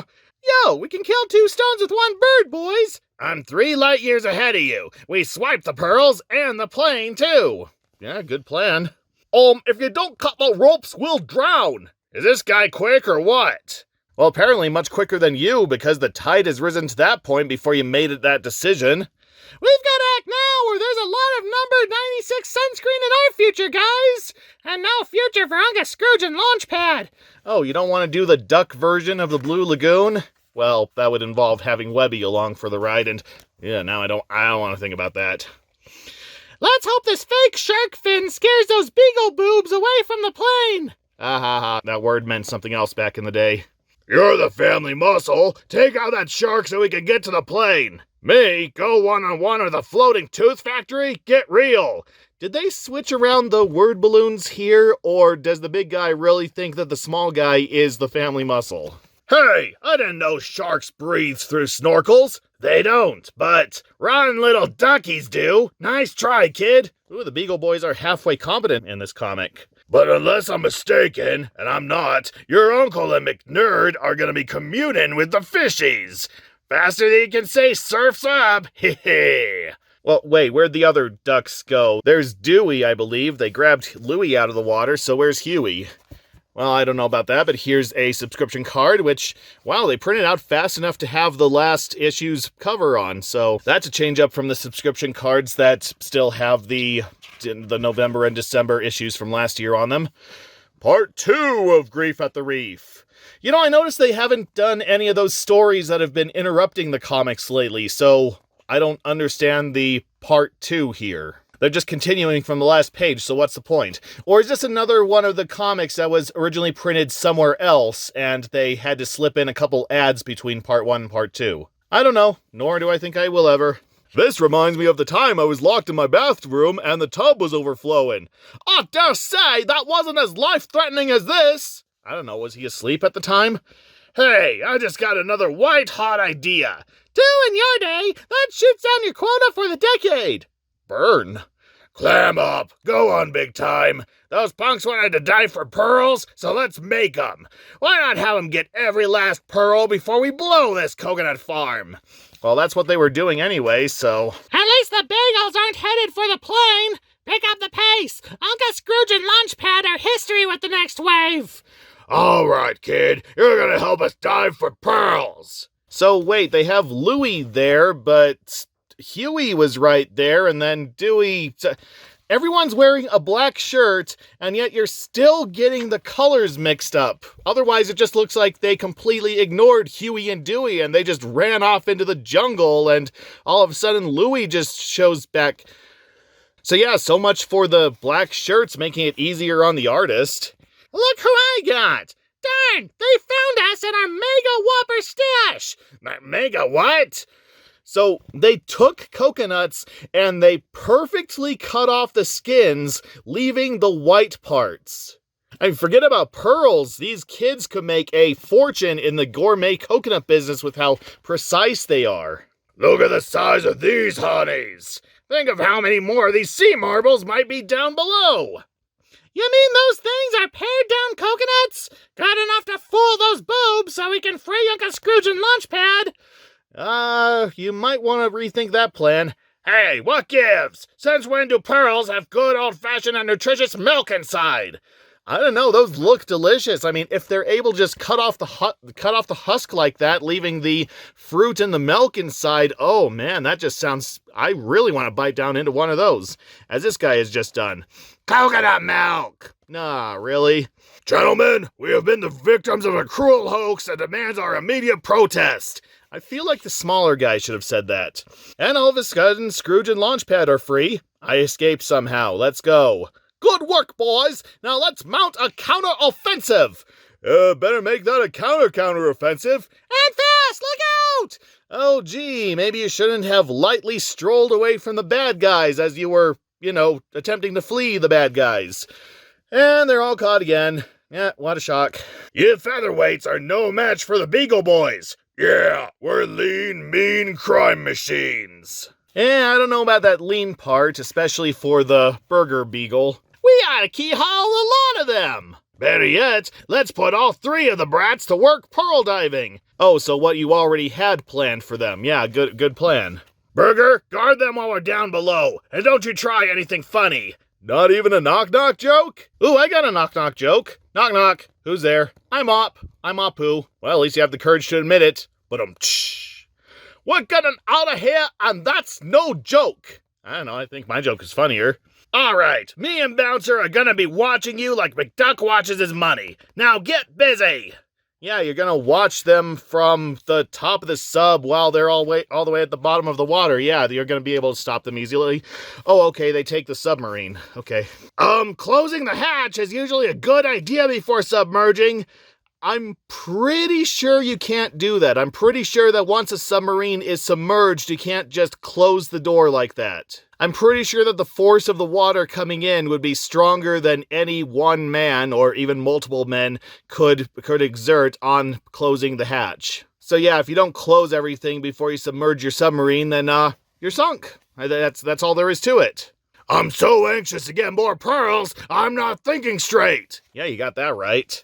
You're not diving straight either. And they crash into some coral, and Huey is right there, and he's about to get hit. Yikes! Huey was just below me! I hope he got out of the way! You're Huey. Huey is the red one, right? And then Dewey is blue and Louie is green. So, yeah, like I said, the black shirts just don't help the artist in this case. And yep, Huey just somehow manages to transport down to the sea floor to avoid getting hit by the coral that he just avoided getting hit by. Great continuity! That was from a Phaelus review for the 3 people who care. Those guys are dangerous to our health. We're not leaving till they gotten every blasted oyster. Gee, I sure hope their air holds out. Well, if you actually cared about them getting all the oysters, then you would make sure that they had air until the job was done. There's such a thing as being too evil and stupid. Saturday morning cartoon from the 80s. Did a try a rare sand mushroom launch pad? Yeah, I'll tell you who's been trying mushrooms when they made some of these stories. Oh, hey, those are real delicacies. I'm always in search of gastronomical novelties. Yep, that's that he's fat, he likes food, he's always hungry. That's a joke. Ha! You fell for the old barnacle mushroom gods. Gag. You fell for the old barnacle mushroom gag. I don't know, I heard that gas is also a word for gag, so either one works, I guess. I'm just a helpless victim of my appetites. Helpless now, but in a few moments you're gonna feel very helpful. Help, an octogenarian duck with a cane. I have been completely beaten. There is no way I can get out of this. Now get on the squawk box and say the following. Boys, big news! I found McDuck's super secret cache of pearls! Hundreds of them! Man, that'll set us up for life, and maybe beyond. Onward and upward. Well, if you know where the pearls are stashed, then you can just finish the pearl gathering that you're doing at underwater and then submerge to go find the pearl stash. You're really not in any hurry, so you can continue your pearl gathering and then go get them before you leave, Yikes, we've been conned. 2 ex-pearl poachers coming up, Mr. McD. Then why do I feel so down? Because they can just get right back in that submarine and go back to the bottom of the water, and this plan was completely pointless, especially since Launchpad has succeeded in squashing Scrooge McDuck there. How come this never happens to that movie ape guy? Yeah, Tarzan wasn't in the public domain when this comic was released, so they had to keep coming up with different terms to refer to Tarzan by. And even today, the estate of Edgar Rice Burroughs is fighting tooth and nail so that they can continue to hold the copyrights to Tarzan and John Carter. Trick us, will ya? Let's play volleyball with them. Again, you could have just gotten right back in the sub and gotten your pearls. What the? The brats! Help! Get us down from this coconut condo! Just as soon as you agree to volunteer as oyster shuckers! So the nephews managed to swim all the way from the seafloor to the top, get in the submarine, and learn the controls all in like the couple minutes that they had right before they got out of the sub and ran after Scrooge McDuck and Launchpad. I don't know, Junior Wordchuck guidebook, who knows. Cheer up, boys! In a few more days, you'll be volunteering your services at Duckburg Jail. Well, if you're just going to send them back to jail, they technically don't have to do what you're asking. So honestly, it's just criminals showing a lot more honor than you do on a regular basis, Scrooge McDuck. Anyway, that's the end. Ba-da-ba-ba-da-ba. And here's another ad for Tailspin Panini stickers. I don't know, did they have other Panini stickers of any other Disney Afternoon properties at the time? Did they have DuckTales or Chip and Dale, Gummy Bears? I don't know. But yeah, like I say, you can easily get those Panini stickers even today. And it looks like we're done with the travels of Dushan Gershi, because now we are focusing on the adventures of Michael Doyle. Nicole Doyle? I don't know, but he's a botanist, and he's basically the Indiana Jones for rare plants. And he got the idea to go searching for rare plants the same way most of us get ideas. Tripping on a mushroom. But in this case, he did it literally. He thought that it was weird, he wonders how it works, and he learned everything he could about fungi, and then he just started branching off into other plants, and his big life goal was to find all sorts of different types of Gunnera, which are plants with really big leaves, like as seen here. What specific species of Gunnera, I do not know, but since he says that he was searching through Hawaii, I think it's referring to Gunnera insignis, which best matches the plant shown here. And yep, he's a real daredevil when it comes to finding these plants. Well, okay, he's not a daredevil. In fact, he mentions later that he's actually very careful because, you know, you have to be careful or you won't be around to tell the story. But he still does a lot of daredevil things. He goes to great extremes to find this Gunnera plant. You know, he has to wander through the jungle, wander around fallen trees, and slosh through thick mud up to his waist, a whole bunch of fog. Which, you know, I'm actually okay with. I wouldn't, if it was just about trees and mud and fog, that would be fine. It's the insects that get to me. The insects and the little crawly reptiles. And, you know, everything else that can give you tropical fever and kill you off in like 3 days. Sorry, I'm just very anti-bug. You know, I know that bugs serve a great purpose, but I would prefer them somewhere not on me, you know? But yeah, they climbed down a cliff they crawled down 100 feet down a cliff to gather one of these plants, and they found out that the plant was the only thing keeping them from dropping 50 feet. And from then on, they used ropes. Honestly, I would have used ropes since the beginning, but I'm not a world-famous botanist, so... And quite a few times he used a helicopter. Yeah, look at that. He's dangling from a helicopter. That little dot right there. See, there he is. You know, now I can join Arnold Schwarzenegger from End of Days, chasing down criminals running down the street while dangling from a helicopter. You know, it's a hobby. And one time they were stranded on an isolated mountaintop. They had to wait for good weather, and they ended up eating dry noodles dipped in peanut butter. Well, I can't imagine that's any less tasteless than a typical ration, so... And he hopes to follow the trail of Gunnera back to its prehistoric beginnings. He's going to be going deep into different jungles and exotic places. When people ask him about the most exciting thing he's ever done, he smiles and says, I haven't done it yet. And we will probably never know because I could not find a single thing about Michael Doyle. I'm sorry. Dushan Gershi at least has a Wikipedia page, but the best I could find, the only thing I could find on Michael Doyle was that he wrote a book called Killer Plants, which details Venus flytraps and a bunch of other predatory plants. And that was written in 1993, and that's it. That is literally all the information I can find on him. I don't even know if he's still alive or not. So, I don't know. I hope you found the plants you were looking for, and if you got stuck in the jungle while looking for them, I hope them plants good eatins. But yeah, here's his journey on Kauai Island, which is one of the Hawaiian islands, of course. His first expedition, he nearly got trapped under what was practically a waterfall as the rain started torrenting down the sides of a cliff.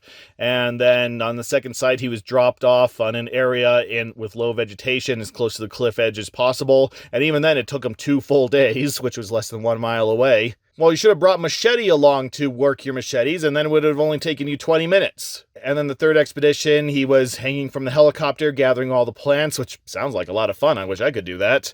And then the fourth site is where he was dropped off in the middle of the plateau, and he explored quite a bit. So yeah, well done. Wherever you are right now, I hope you finally found the most exciting thing that you've ever done. And here's another kid article about a kid talking about how their backyard is a gathering place for all sorts of stray cats. They've kept a record of all the sorts of cats that they found in their backyard. There was an orange, black, and white calico cat, and there was a little black cat, little Siamese cat. They realized that cats have different personalities, different behavioral traits. And there's one certain bird feeder that stays full while everything else is empty because, well, the cats gather under it. Gee, I wonder if there's any correlation.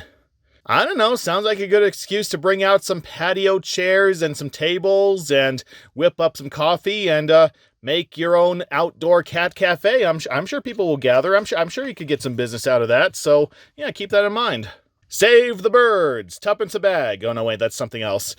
There's this guy named Jay Holcomb, and his life's mission is to save the birds.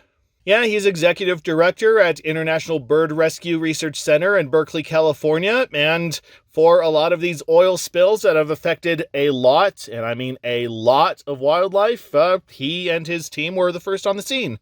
And the two major incidents that they're referencing in this article are, of course, the Exxon oil spill off the coast of Alaska in 1999, where a ship struck a reef and dumped over 11 million gallons of oil. And the first time recording this, I accidentally said Enron a couple of times, which is not related to Exxon at all, but is another whole can of worms, another huge company that got in a lot of trouble.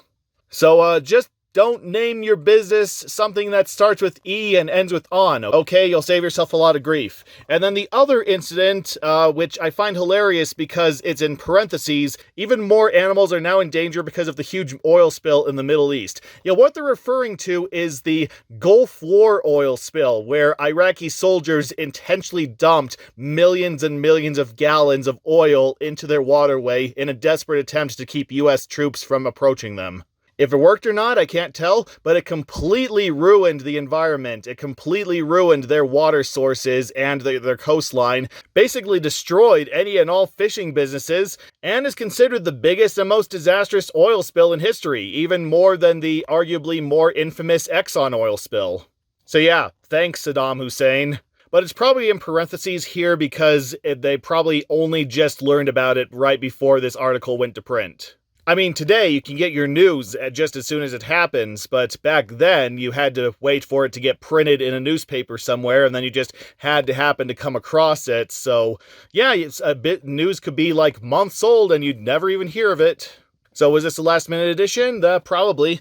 And then here's the process that they go through to de-oil the birds. They're given blood tests, and they're shampooed and rinsed and dried off, and they're released back to the wild. Yeah, if you've seen a Dawn commercial, a Dawn soap commercial in the last couple years, then you know how it works. And when you're taking care of wildlife, make sure you don't get so attached to it that you don't want to release it back into the wild. So, don't name it. But yeah, the International Bird Rescue Research Center is still around, still doing good work, so well done. I have absolutely no reason to critique you.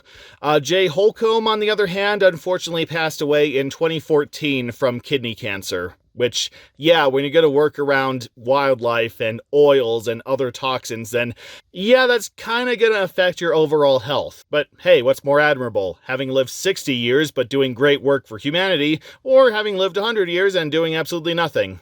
That's definitely an existential question that has no easy answers, but I'm sure you can come to your own conclusions. And here's our new Disney Adventures sweepstakes. Andre Agassi is serving up. The winner will jet off to the US Open and interview Andre Agassi on television. Look for an entry form in your next issue of Disney Adventures. I can hardly wait. So yeah, Andre Agassi. Who?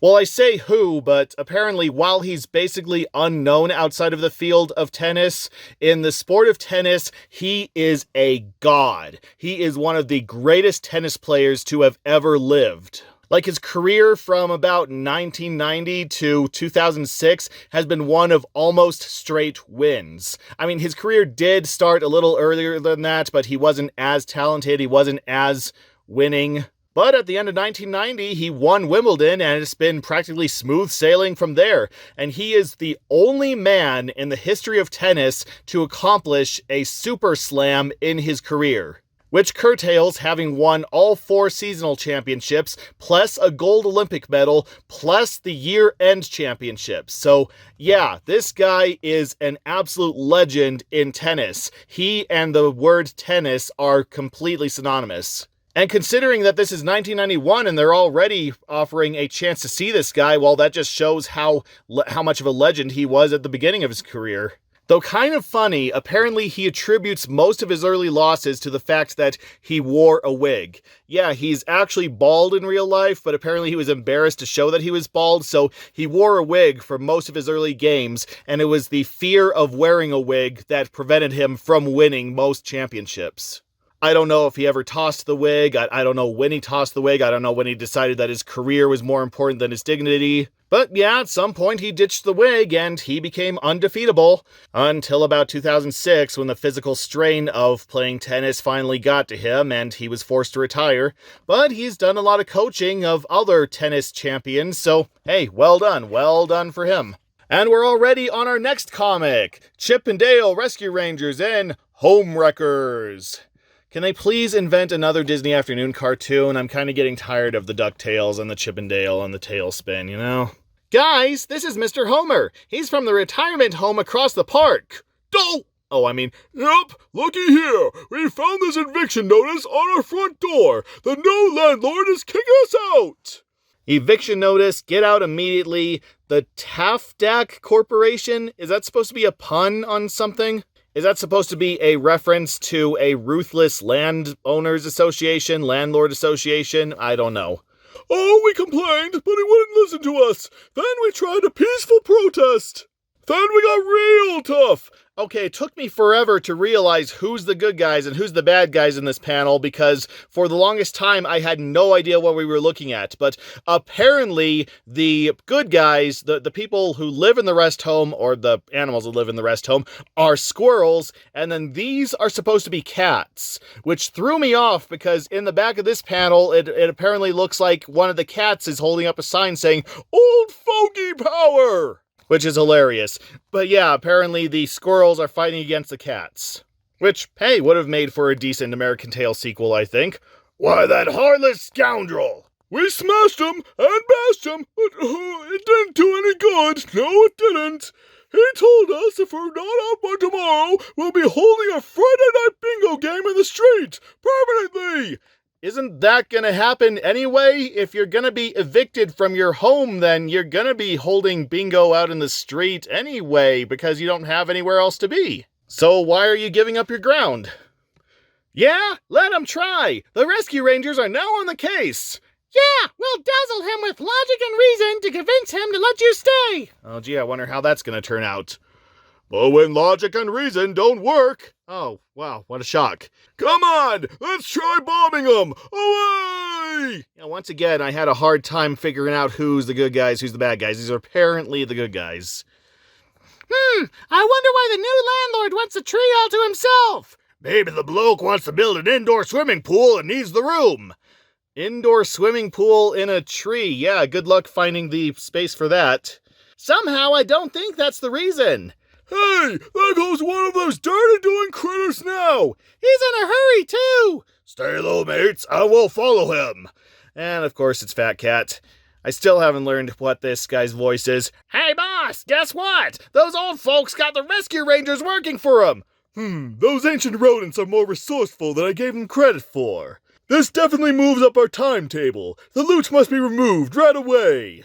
Loot? Did he say loot? Shh. Later. Boston Consorted! Can't find no loot anywhere! Wait, mates! Zipper's found something downstairs! Ooh, rotten meat. In the depths of the old tree! Listen! Zipper's inside the wall! Don't you just hate it when you hear an insect and it's scurrying around and you look all over the room and you can't find it and it turns out that it's like inside something, inside a cup or inside a light or, yes, inside a wall? And it just drives you insane because you know you can't squish it or spray it or whatever. Well, that's me anyway.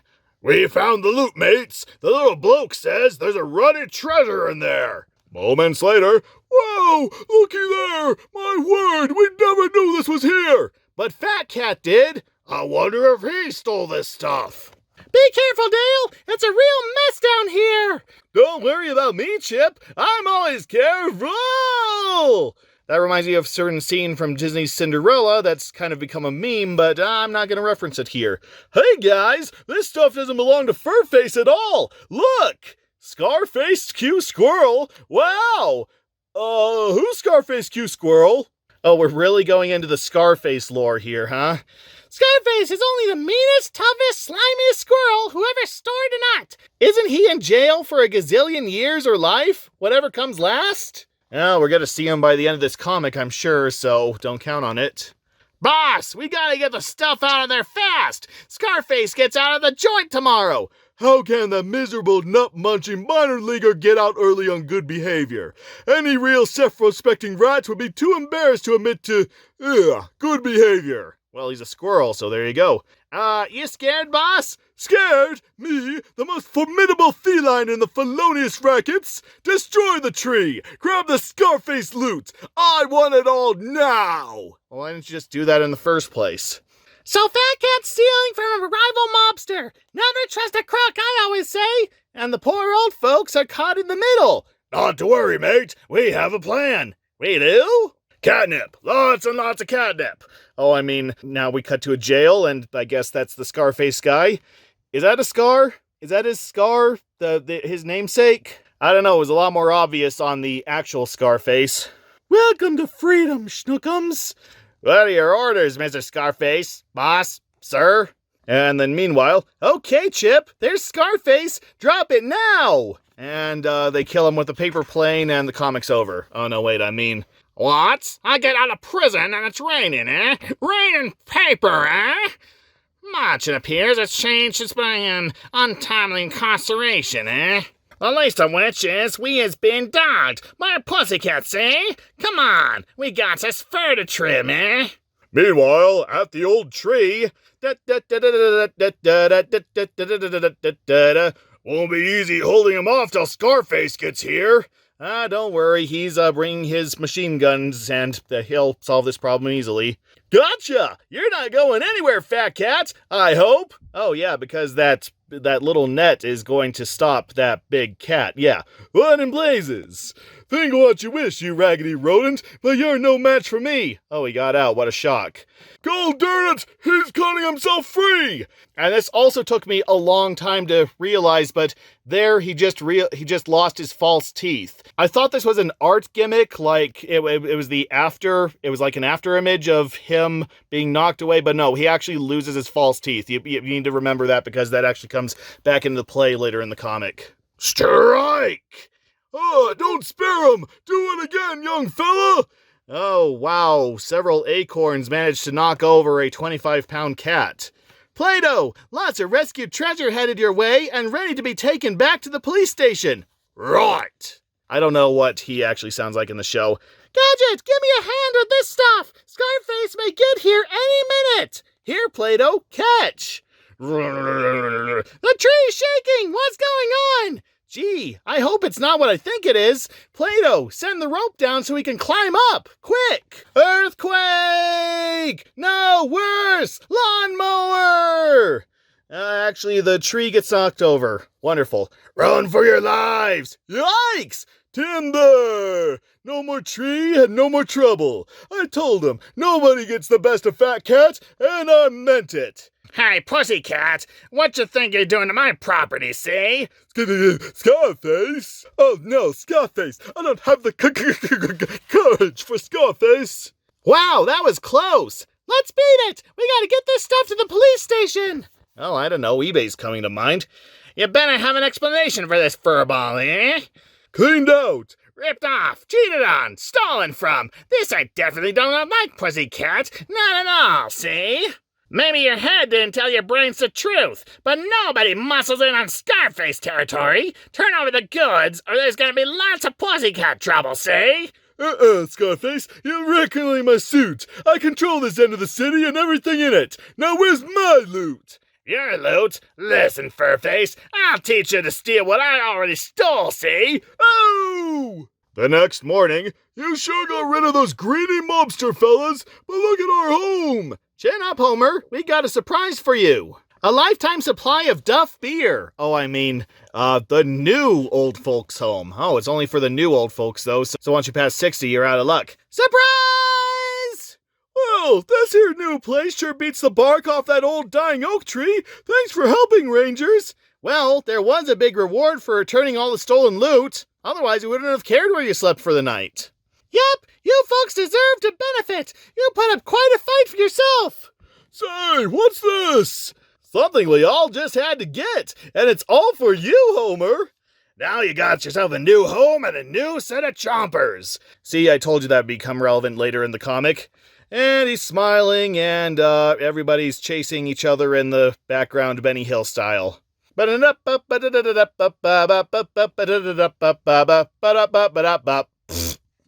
here's that yummy, yummy M&M's chocolate ad. I think we've already seen this a couple times. Fruit salad, yummy, yummy. That's the only other song that contains yummy, yummy I can think of besides yummy, yummy, yummy, I got love in my tummy. So that means I had to reference the Wiggles, and What Cruel World made me reference the Wiggles. And now here's the main feature of our magazine, Big Adventures, Pioneers of the Air. Yes, these are all the early aviators, the early people who paved the way for commercial flights. So these are the people you have to thank for having to pay hundreds and hundreds of dollars to go 2 states over. And that's only if you're lucky and they don't delay it by like 12 hours and they don't lose your luggage and, all that wonderful stuff we have to contend with modern airlines. Well, I say modern airlines, but I don't think airlines have ever been different. But yeah, we've been trying to fly for centuries, and there have been a whole bunch of early experiments in the early 20th century. So a Frenchman named Claire Adler lifted 8 inches into the air, and he used a steam-powered machine with wings, but that was way too big to be commercially viable. And then a German man named Otto Lilienthal, yeah, he decided that he needs to learn to fly before he has the power. So he put his focus into building a glider and then making a more powerful glider, which, yeah, that just sounds like common sense there. I'm amazed it took them so long to realize that, but hindsight is always 20/20. And unfortunately, he died before he could add a motor to his glider. But that story reached the Wright brothers, and as they say, the rest is history. In 1903, they finally successfully flew. They finally built the first viable plane and flew it in Kitty Hawk, North Carolina, and they finally came across a model that people could replicate and improve on, and yeah, we finally have planes. I worked for a guy who had a personal plane. Did he ever let me ride in it? No, because, I was several tiers lower on the social ladder than he was. And we got a little bit of a timeline here. 1488, Leonardo da Vinci designed a machine with wings, and the pilot flaps with both his arms and legs. And yeah, da Vinci draws up several versions, never builds any of them. Well, yeah, because the human muscles are not strong enough to propel wings just by flapping. There's a reason why most bird bones are hollow. And then 1783, these hot air balloonists send up a sheep, a rooster, and a duck in a hot air balloon. They are soon sued by PETA. First person to float in a balloon. He flies 5 miles over France. He would have flown 10, but they burned him at the stake as a witch. Okay, I don't know if they actually did. 1842, they finally started thinking about helicopters. And 1849, they built a glider that carries a 10-year-old boy. The dangers of hiring a babysitter off of Craigslist. And then the famous flight by the Wright brothers, and first person to cross the English Channel by plane. 1919, hops from island to island in a plane to fly across the Atlantic Ocean. And Caterpillar Club, anyone who's saved by a parachute can join. Sadly, that club doesn't include Ivan Lester McGuire, and Lowell Smith and Eric Nelson become the first men to make a round-the-world flight, a one-way from Seattle to Seattle. However, what history leaves out is that they actually stopped halfway through, because they landed in what they thought was Seattle, only to find out that it was Seattle, England. They got suspicious after being served fish and chips for the 20th time. Thank you, I'm here all week. And here's some examples of some famous first flights. So, the first people to cross the Atlantic are Captain John Alcock and Lieutenant Arthur Brown, and a London newspaper was offering $50,000 to the first pilots to fly non-stop across the Atlantic. And they actually managed to do it. They somehow managed to load their plane with 870 gallons of gasoline, which was insane for 1918. I mean, this was right after World War I. And then, everything that could go wrong did go wrong. The radio broke, and then they ran into fog, and they flew upside down for quite a while, and then they had to go out and de-ice the plane multiple times. And finally, after 16 hours, they crash-landed in an Irish bog. But they walked out and they claimed the prize because technically they won. They may have sustained injuries from the crash and they couldn't get their plane out, but they walked away with $50,000, which, back in 1918 was enough to buy Spain lock, stock, and barrel. Sadly, John Alcock died a few months later in, of course, another aviation accident, and this one he couldn't walk away from, whereas Brown went off to work for an electrical engineering company and then joined the RAF for World War II, and later had to retire and died in 1948, so at least he got to live a good long life. And then more famously, we have the Charles Lindbergh story, who flew across the Atlantic alone, the first man to do so.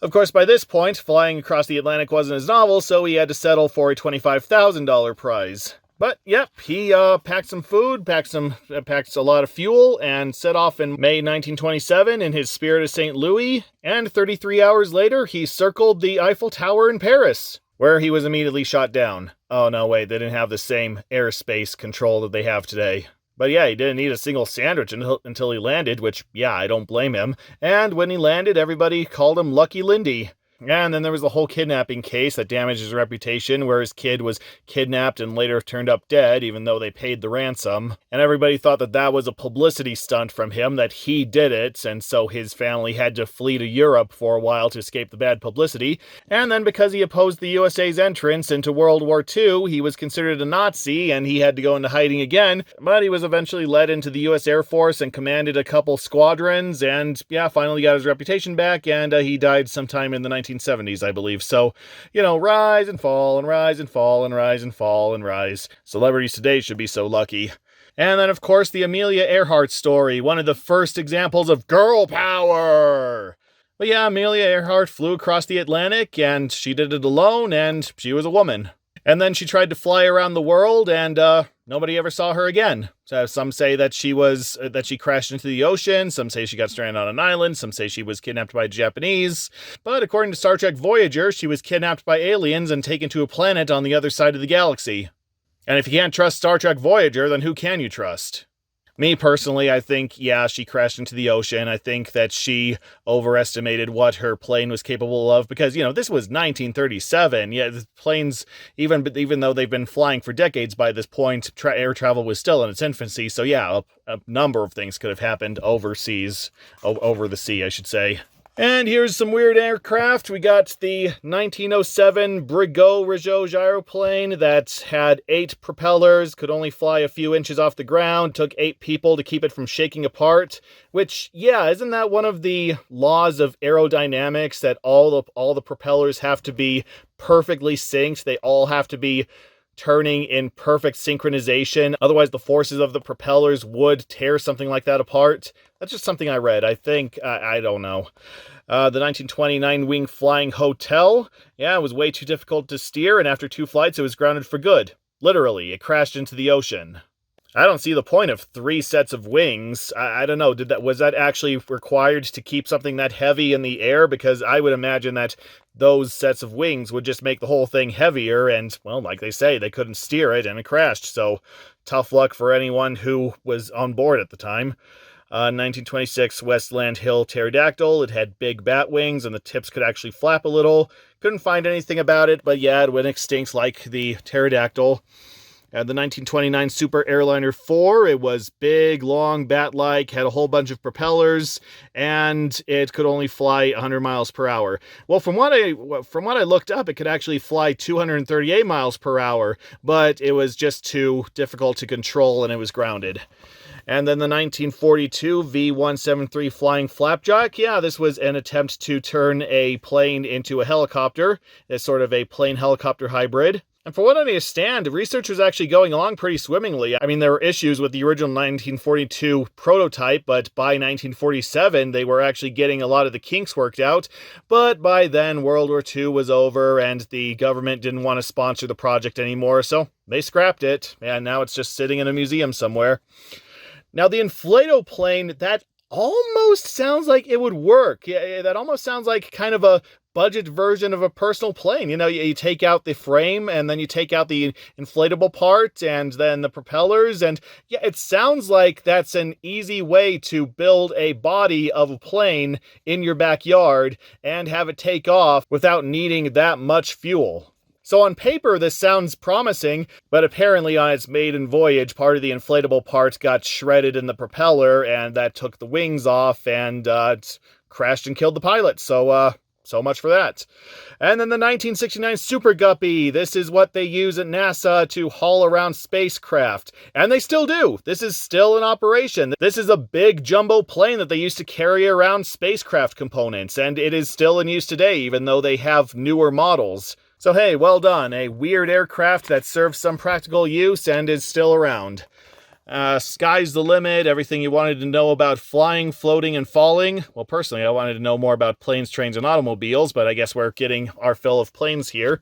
Margaret Graham was floating over England in 1850 when her hot air balloon suddenly burst. She fell out of the basket and tumbled towards the earth, but that day she was wearing a long skirt. It filled up with air like a parachute and she landed safely. Now, I've heard this before. I've heard this in an edition of Ripley's Believe It or Not, and I don't believe it. I'm sorry. I do not believe that a woman's skirt, even for Victorian times, could just balloon up and parachute her down like the Disney Alice in Wonderland cartoon. For one, skirts are built out of a different material than your regular parachute. For two, they're a lot heavier. For three, they're not built to catch air drafts. And even on the off chance that all the fabric is light enough and remains still enough to catch an air draft to safely parachute someone down to the ground, then wouldn't it be too top heavy? Wouldn't the person just flip over and lose all the air and just plummet down head first to the ground?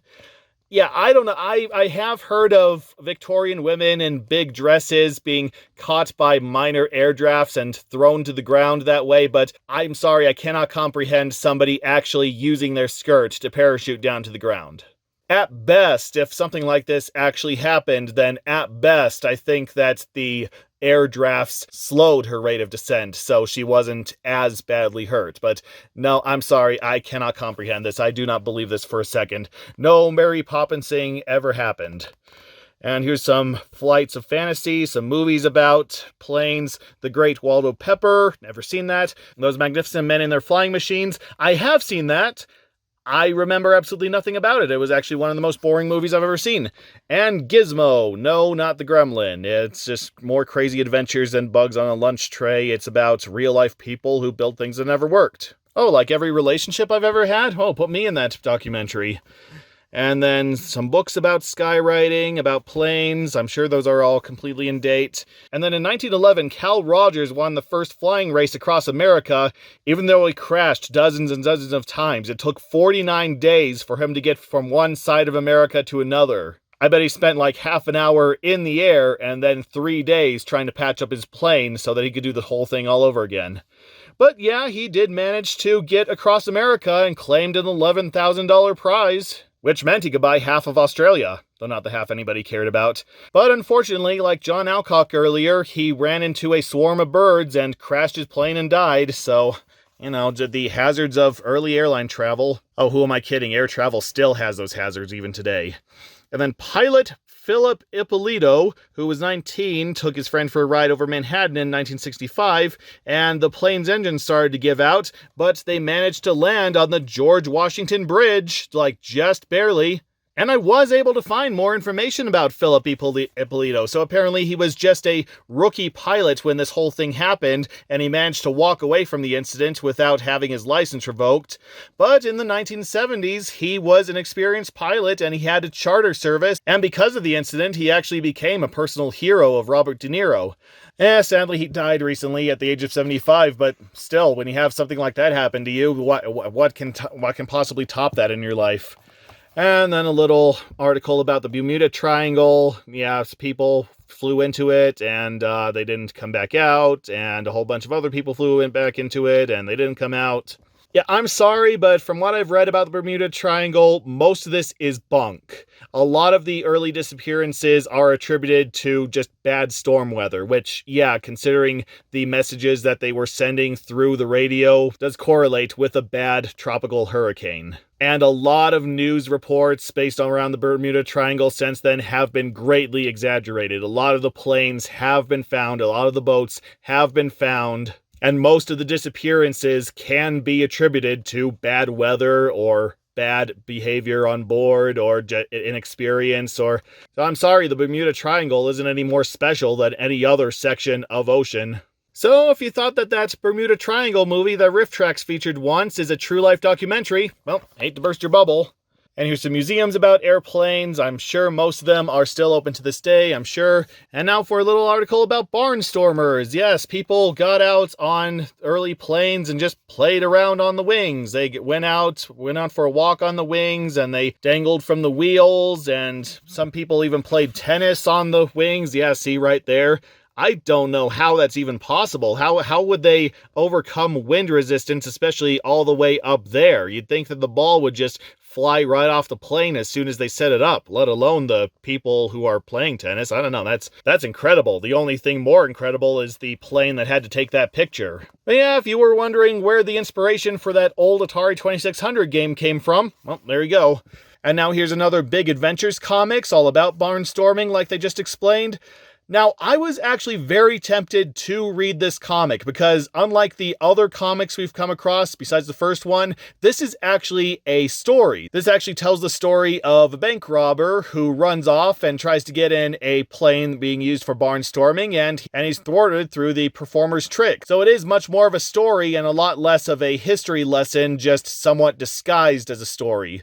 So I was tempted to read this out loud. Yeah, but reading through it, I just couldn't find anything to comment on. I don't know. There's a guy and he robs a ticket window and he gets in a plane and he tells the pilot to take him somewhere, but the pilot ejects and then he has no idea how to fly the plane. And then another airplane performer gets in the plane and tries to help him down, but then she tricks him as well and scares him completely out of his wits, and he gives up, and story over. Honestly, I have nothing else to add to that. So, good story, just it defies critique and commentary, so I think I held on it long enough for you to read it yourself, so enjoy it. Meanwhile, let's move on to the cyber section with Heavy Metal Monster. But this monster in particular is Robosaurus. Yes, very creative name. But it's an actual real-life transformer. They actually modified a trailer to open up and turn into a dinosaur. So now everybody can open the door, get on the floor, everybody walk the dinosaur. Yeah, this was a hit at monster truck rallies. I say was because I don't think this is really around anymore. Apparently it was built in the late 80s, and then, for the 90s it toured the monster truck circuit, but by the 2000s business kind of dried up to the point it had to be auctioned off in 2008 for the scant price of $500,000. Which is crazy. Who doesn't want their own giant metal dinosaur that can crush cars in its teeth and breathe fire through its mouth? But apparently it was very difficult to operate. It was very complex, like 3 different pilots had to all be working in sync, so I can understand why the original guys eventually wanted to retire. Also, the auction winners in the 2008 auction eventually took it over to Pawn Stars in 2011 and tried to sell it to them for $1 million, which they declined. So apparently this thing still shows up here and there, but its glory days are over. And it doesn't help that its TV career didn't take off, where it would have played a cop's dead son who's reincarnated as a little RC toy that grows into Robosaurus whenever his dad is threatened. I am not kidding. They actually made a pilot for that, and they wanted to turn that into a series. Which all the producers collectively said, interesting, but no, to. For obvious reasons. But yeah, it is available to see on YouTube if you just want to see one of the most what the hell were they thinking ideas behind a cop show since Puczynski. And now for an article on the Alcyon, the no-sail sailboat. Yes, this is a boat that does not use a sail and uses minimal engine power. apparently is wind-powered, and it's basically powered by an airplane wing just tipped on its side. So it gets the most out of wind speed with very minimal air resistance. And from what I've read, it's apparently very, very efficient. It was built by the Cousteau Society in 1985, and it's their flagship research boat. So it takes advantage of the wind power and a small computer on board, changes direction with the wind speed and the direction the wind is coming from, and apparently it's super efficient, and they have wanted to put it on other ships, but nobody's interested. Apparently nobody else will take the project seriously, so the Alcyon is the only ship in the world that uses turbosails. I guess everyone else just enjoys using their giant ships that burn hundreds of thousands of gallons of gas a year. So who knows, when the bombs fall and most of the ships are wiped out, the Alcyon might be the only ship left in existence, still able to be sailed. And game reviews, here we go! Okay, they're keeping the rating system they did from the last issue, which I think is the best rating system for them to use. And today they have quacks. Yeah, quacks is this kind of, sort of obscure puzzle game. I don't know, it's in the same vein as like Tetris and Columns. You just take these colored squares and you stack them on top of each other and you get 3 or 4 in a row and you win. So how they describe it is, this puzzle game seems simple, but you have to think fast and move even faster to beat it. Catch colored tiles as they travel down a conveyor belt, then arrange them in colored stacks of 3, either horizontally, vertically, or diagonally. The higher your score, the faster this game becomes addicting. So yeah, it's one of the early arcade puzzle games that's kind of had a cult following, but it's kind of been left behind in the dust thanks to Tetris and Columns and a million other puzzle games. But like it says right here, it has been released on every single system of that era. Like I believe the Atari, oh yeah, it says right there, the Atari Lynx even got a copy, so I don't know, it's never really been my thing. But hey, take any of these versions over the Game Boy Advance version, because the Game Boy Advance version is infamously rushed. Apparently they only had time to port the first 3 levels, which they repeat over and over and over again. And I believe it shares a cartridge with Marble Madness, which again, they only had time to port the first 3 or 4 levels of, and then it just says game over. So yeah, stay away from the Game Boy Advance version of quacks and I don't know, play any other version? I don't know, I haven't played every single version of quacks, so who knows. And Bart versus the Space Mutants! Yes, the infamous NES game, one of the very first games to be featured by the Angry Video Game Nerd, then known as the Angry Nintendo Nerd. And does anyone like this game? Like, I know everybody back then played it, but I don't know anyone who actually likes this game. It's an early Simpsons game, and, well, besides the Simpsons arcade game, I think they all sucked.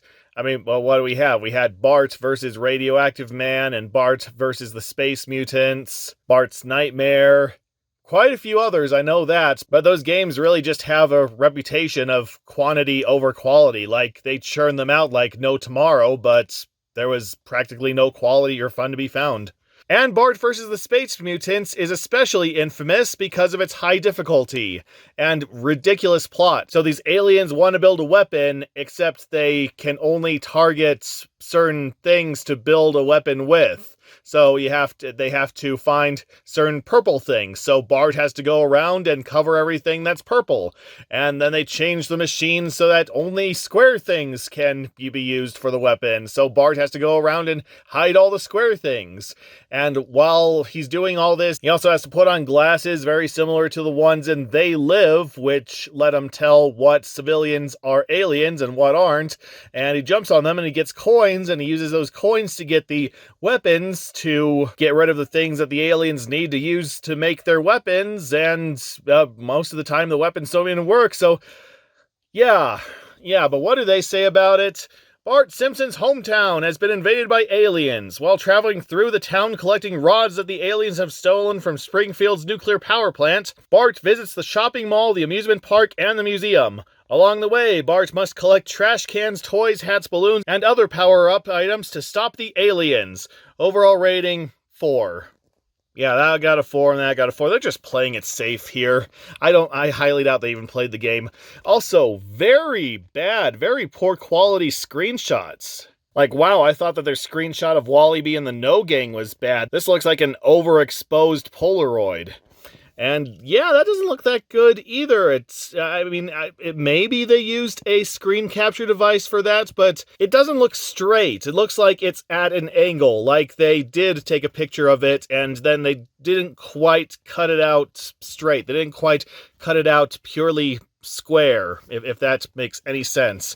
Still, that looks a lot better than this. Yikes. I don't know, do they give these games to certain people on the staff to play, and then the staff also has to use their own hardware in order to capture footage? I mean, I know it's 91 and video capture systems and even computers were in their infancy, but still, given the screenshots we've seen before, and especially the ones from Nintendo Power, there had to be some other better method to get these screenshots, so, yeah. My overall opinion, yeah.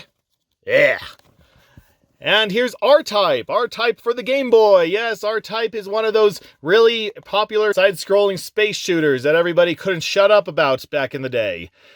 Personally, I have never played it. I'm sorry. I know it's really, really good and really, really hard. I have just never sat down and actually played it. Of course, if I ever do sit down and play it, I'm not going to play the Game Boy version, I'll tell you that for nothing. And today we have our Tailspin cast in Voodoo Baloo. Who do you voodoo, Baloo? Now go do your stew homework, Lou, because you need some voodoo for the Baloo. Make some voodoo stew for the Baloo, Lou. Isn't this fun? Oh, I want to buy everything. Oh, come on, Becky. You mean you're not done yet? Baloo, we just finished a very profitable delivery job. This is our reward. So you're spending all the money you received on a successful delivery on items just for yourself. I would say that is misappropriation of company funds. Well, I would say that, but I guess it depends on if she's running hire for hire as a sole proprietorship or an LLC, which probably the former, but either way, still very bad management skills. Again, why are we supposed to like her? Lady, what kind of reward is being a pack mule? Give it up, Baloo. Oh yeah, she's also having her one employee carry all her bags for her as well, and she's probably not letting him have a cent of the bonus delivery money, so yeah, just rub it right in his face. Yeah, just keep those employer-employee relationships toxic, Rebecca. Now this is what I call fun, Kit. Let's watch. Yeah! What is that strange music? What are those lyrics that I'm hearing? Y'all pretty ladies around the world got a weird thing to show you, so tell all the boys and girls. Ooh, sounds like a hit that's going to be around forever. No, it's, Romanian lady, I guess we could say, I don't know. Ah, you are in need. Excuse me? Outside forces strangle you. There is something, someone you yearn to control. Voodoo can give you that power. But who do the voodoo? Voodoo? Say, do you have one of these shaped like a bear? Oh, God. We're supposed to like Rebecca. Why? Shape matters not. Connect the doll to your victim with a hair, a button, even nail clippings. Then, so as the doll experiences, so will your victim experience too. Be not rash. The magic is potent and swift. Take great care. That'll be 10 sabuzis, cash only. Perhaps will you benefit from a demonstration? Oh, no, thank you. I've seen how these things work in the movies. Well, if you've seen how they work in the movies, you probably also know that they're bunk except for the movies, so what the heck are you doing? What a sucker. Should have charged her $20. She'd have paid it. Just give me another doll and shut up, Ralph. Okay, she got ripped off. I'm happy now. And so the ugly guy says to the zookeeper, "That's not a gorilla, that's my wife." Ah! Oh, I sound like SpongeBob there. With Baloo under control, maybe hire for hire can be the big money maker it's destined to be. Yeah, here's an idea, Rebecca. How about you actually pay him a living wage and not spend the company profits on yourself right in front of him that he has to carry the bags for? You know, just a thought, But no, here she is just abusing her employee again. Yo! First, connect the doll to my victim. Man, oh man, those mosquitoes around here are mean suckers. Time to go, Baloo. Gotta take you back to the office so I can kneecap you just for fun. And here's a different subscribe card. We got the Bob Saget and the Weird Al. And I believe that's the first one with Rick Moranis. And nothing on the back. Later, flying back to Camp Suzette, Baloo, I need to speak to you about personal grooming. You're an employee of Hire for Hire, and just look at your fingernails. Oh? So what's wrong with my... Hey, stop that! And she is invading personal boundaries, and this could even be considered assault. Baloo, I think you can sue her. What are you doing? Whoopsie, I lost my balance. You lost your mind. Yes, she has. Yes, she has. Oh dear, now look what you've made me do. Me? What did I? And as a leader, she's not taking personal responsibility and taking the blame for her actions, so maybe it's the altitude. Nah, it's gotta be hereditary. Okay, -1 to Baloo there. Just you watch out, Baloo. For the first time in your life, you're gonna be the Outstanding Employee of the Month. Yes, with this voodoo doll that controls movements, I'm going to, do something. How does this help me? Especially since I have to be around him at all times in order for the doll to work. Otherwise, I have no idea if the magic is doing anything. Next morning. Boys, we have a new client. This is Mr. Rinky of the Zoological Society. He'd like us to transport a cat to the island of Longweov. Oh, not just any cat, a Hoxpatui jungle cat. Hoxpatui, ha ha ha ha. They're in danger now that their fangs have become popular in the black market souvenir trade. We're hoping this unusually large male can defend them until authorities catch the poachers. Excuse us a second. Becky, Hoxpatuis are man-eaters. Oh, well, you're a bear, so you have no problem then. I don't haul around anything that wants me between two big sesame seed buns. You I would rather have roasted with parsley. Nonsense, Baloo. Nothing will go wrong. Baloo, we'll get 75,000 shaboozis for an afternoon's work. Just imagine the shopping trip I'll get to drag you on if all goes well. Why aren't you happy for me? Why aren't you happy for me? And apparently Baloo is so disgusted, he now has jaundice. Too bad for him. The money's only good 'cause the mission's dangerous. I'm not doing it. Just think about it. I'm sure you'll change your mind. And for once, things will go smoothly. Yet, lady, just fire Baloo already if you're really that disgusted with him. She's crazier than a goo-goo bird. Yeah, but she's also what all the furries go gaga over. Okay, Dollface, do your stuff. What? Oh, so she posed it that, so apparently he's supposed to be... Huh. Wait a minute. A pilot's manual? That's what she meant. If I don't fly this mission, Rebecca's gonna try flying it herself using some bozo manual. Last time she did that, she nearly wrecked the Sea Duck. You know, I think I remember that episode.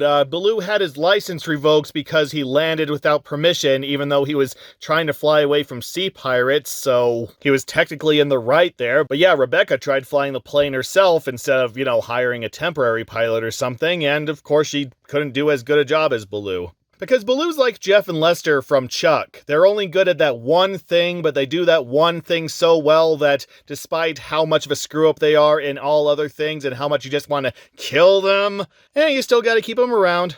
All right, when do we leave? You'll accept the job? Excellent. The sooner you leave, the better. You play dirty pool, lady.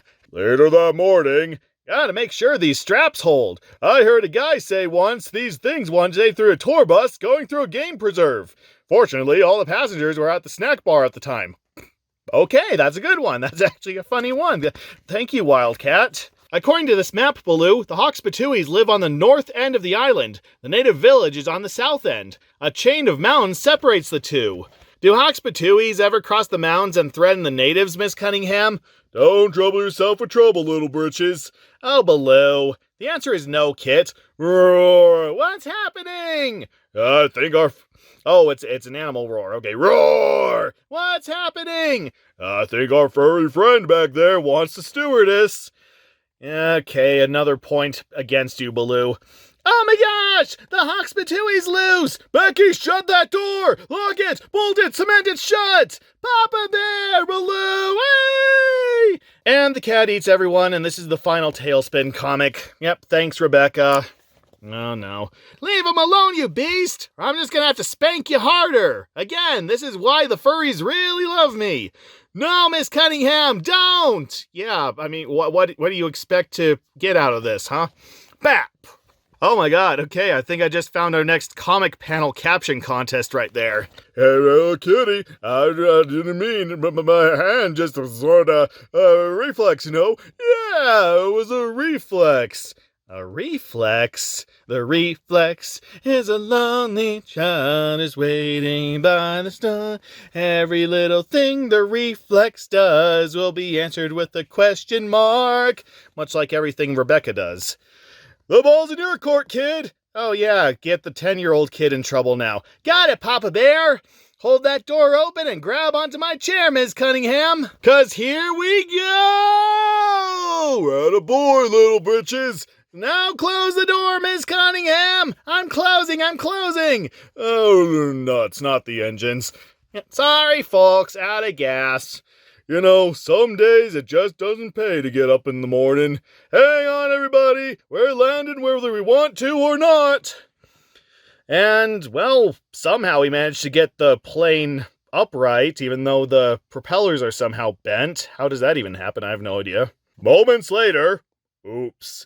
We've crashed on the south side of the island. We've got to find that husk before it finds the native village. You know, I'm pretty sure that making sure that the cargo is secure is either Rebecca's job or Wildcat's job. Either way, I still don't think Baloo is to blame here. You two aren't planning on recapturing that beast yourselves, are you? Course not, Becky. Nothing will go wrong with this mission. You're coming with us. Well, yeah, that's only fair. Baloo, if you don't change your mind about this, I'll change it for you. Lady, this was your idea to begin with. Show some responsibility. Okay, and we got darn Carnage again, so... Okay, my underhanded underlings, listen up. You will continue to furnish the Huxpatoy fangs. We will continue to peddle those pearlies in the souvenir black market. The profits will now be split 95-5. 95% for us, deal. No, you silly native. We get the 95, you get the 5. Why should we get so little for all the work? Because we are nasty band types who cheat and steal and pillage for a living. That is why. Oh, okay. Colonialism in action, folks. So Don Carnage is behind the illegal fang trade. Baloo, we have to stop him. Rebecca, pipe down. Hi-ho! Do I see 3 naughty droppers of eaves who are thinking of pestering me today? Yeah, thanks, Rebecca. Wow! How do you propose to stop such a dastardly pirate as my own self? With a butterfly net? Well, yeah, he does have a point. Why did you bring that, Rebecca? Oh, looky look, my man. The punker pussies are back. It's not funny. Look how skinny they are. And you're responsible. Well, at least they left them alive after they took their fangs. That's not something that most poachers do. Though, I don't know, is that a better fate or a worse fate? My boy, I am a pirate, not a dentist. Oh, come off it, Carnage. These cats can't hunt now 'cause of you. They traveled across this whole island looking for food. Quick, somebody invent Wendy's chili so they have something to suck down. Roar! Who did that? I don't think you want to know. It's our cat, Baloo! Yeah, and he sure knows how to make an entrance. Hey, get it away! It has teeth! Hurry up, you stupid pirate! Stupid pirate? You dare call me the most dreaded of all pirates stupid? This is your fault, you meddling goody gumshoes! No argument there. It's your fault, Don Carnage, and when we get out of this, you'll... No! Oh no, that doll that we don't know does anything, but apparently maybe it does something because Baloo falls out of the tree, except I think that can be more attributed to his weight here. Whoa! Baloo! Get all! Oh no! Oh, Baloo! You're gonna die! Hi there, remember me? Nah, Baloo's gonna continue to stay popular in Disney canon. It's King Louie who's going to be the problem. Becky, if that was your idea of encouragement, keep quiet! Baloo, look out! But I made a voodoo doll of you! You'll die because of me, don't you see? Not really, but whatever. Carney, give me your sword, quick! Now why would I want to do that? Hey, knock it off! I'm trying to! Your fatness is breaking my branch! I can't see! Hey, just one minute! You wanted the sword, Hotshot. You stand in front. No, you are wider than I insist. You will stand in front. I gotta give credit to the cat. At least he's letting them get all their aggression out before he decides to eat. No, you stand in front. No, you'll stand in front. Get these chompers away from me, you nasty gato. Whoa! Okay. 1 point for Don Carnage there. That's a close shave if I've ever seen one. That's the spirit, Carney. No! Yeah, PETA's gonna have a few words for you. No, not me. Him! We'll save you, Captain. Yeah, don't you worry. I'm all right, little britches. Oh, Papa Bear! Voodoo works, Baloo, and with this fur, I'll make a husk doll that'll make that horrible beast cage itself. Horse Pucky, it's all a bunch of native hocus pocus. Maybe Miss Cunningham's right. Maybe the husk will walk back into its cage. If we bait it with raw meat.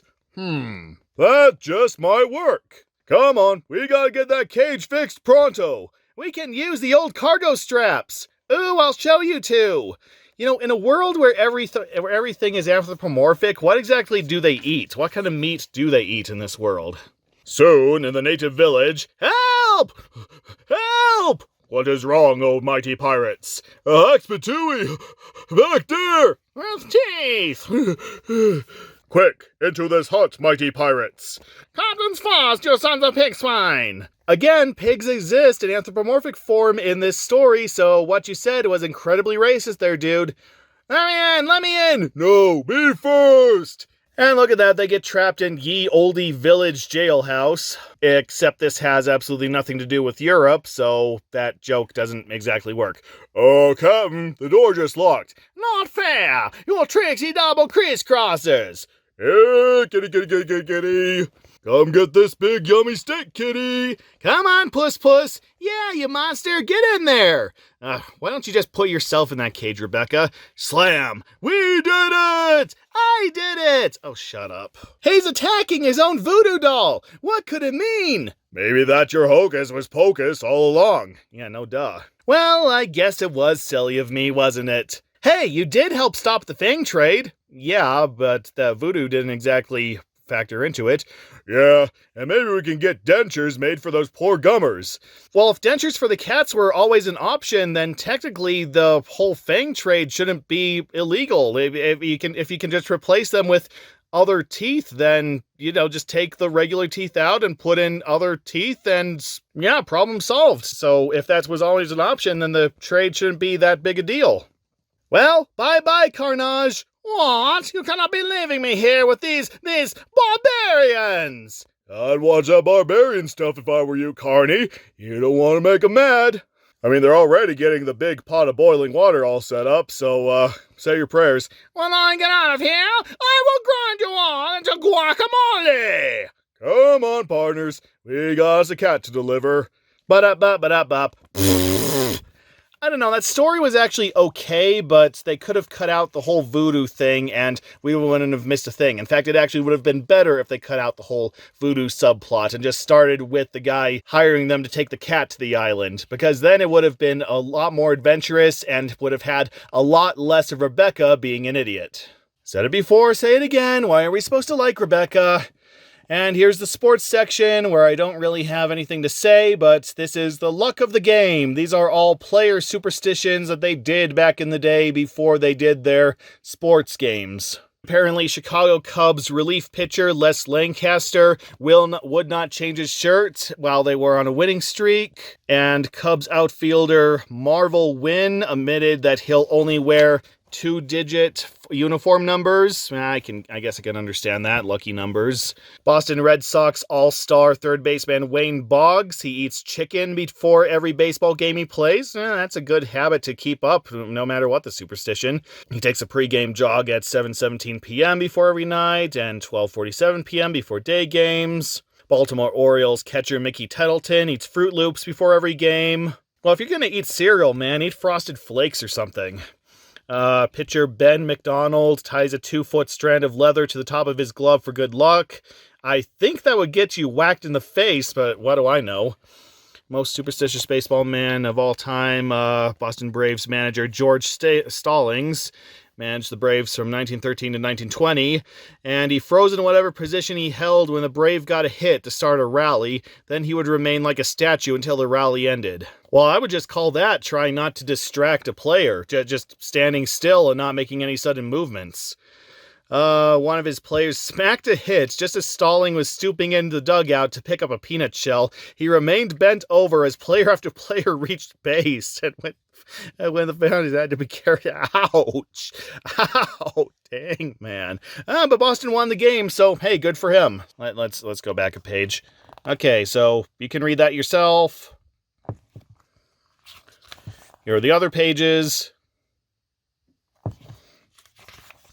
And here's an article about topspinner, about 15-year-old Peter Albers, who has won the World Junior Frisbee Championship 2 times. So, good for him.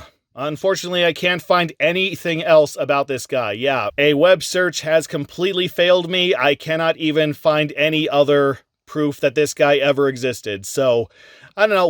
Well done, guy. Well done, Peter Albers, for your championship Frisbee skills. I hope you've put those skills to use in whatever you're doing nowadays. I don't know. Maybe nowadays you're a successful stockbroker making millions off Wall Street. Yep. I don't know. Here's Frisbee kids playing tips. So, buy a disc that's big and heavy enough to throw outside. I think that's common sense. Stand at the shoulder of your throwing arm, pointing at the catcher. That's not a bad tip.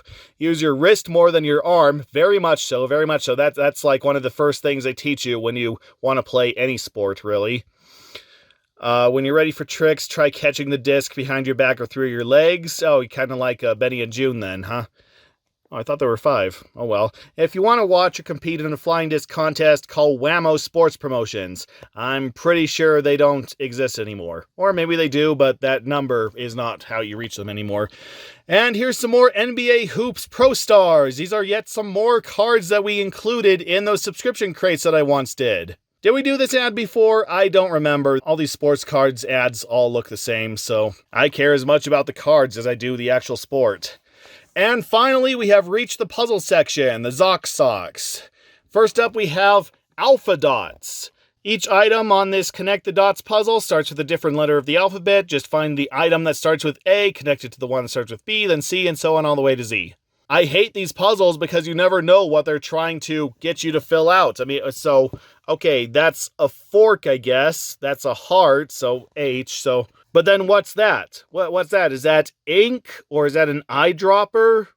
Or is that medicine? And then is that a queen? Or a fairy? Or a fairy godmother? Is that a TV or a radio? Is that an orange or a fruit? Is that a trumpet or a vacuum? You see what I mean? There are so many ways you can take these pictures that these guess what word I'm thinking of things just do not work for me. But still, if anyone wants to do this puzzle, I'll hold it on screen for 5, 4, 3, 2, 1. Okay, and then the Wonderful Oz puzzle. Oh, the Wonderful Puzzle of Oz. Can you fill in the blanks on the road to Oz? Use the clues to figure out these words that have the letters Oz in them. All right, let's see. Short sleep, that's doze. Comfortable, that's cozy. Seep out, that's ooze, I believe. Protective air layer, that's ozone. Group of 12, that's dozen. Slang for nose. I'm guessing they're thinking schnoz. I don't know, I've never really heard schnoz used in a magazine like this. Top of a hose. Nozzle. Nap, that's snooze. So yeah, they have short sleep and nap. And they want different words for both. Sore throat help. Now, surprisingly, I know this one. It's lozenge. But what kid reading this magazine would know that word? Cheat or trick? Again, amazingly, I know it's bamboozle. But again, what kid would know? Italian pizza cheese. Well, that's obviously mozzarella. A tractor with a blade. A tractor with a blade. What? Lawn mower? Riding lawn mower?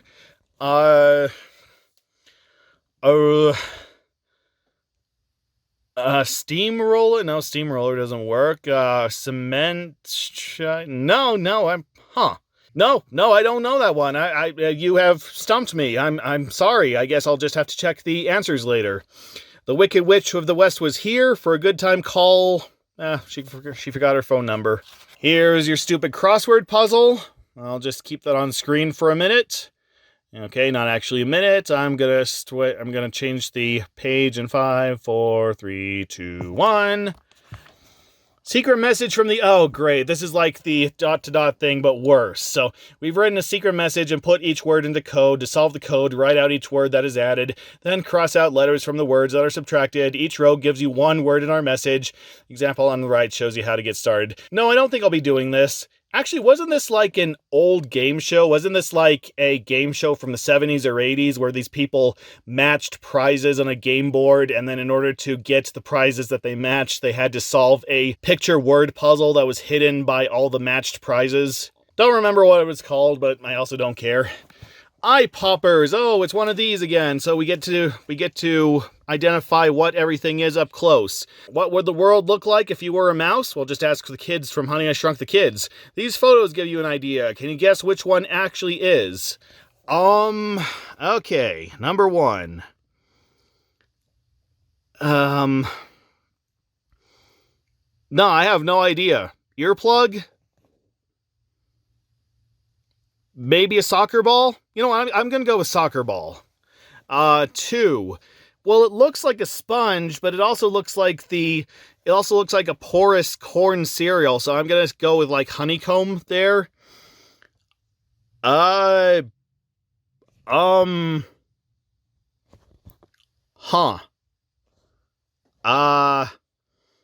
kind of brush? CD bumps? I don't know that one either. Or toothbrush? That looks like one of those clips that they use to bind a bunch of papers together. So binder clip. I don't know. Little toothpicks? Tennis net, maybe? Firewood? I mean, it's up close, so... I don't know, something wooden. And then... marble?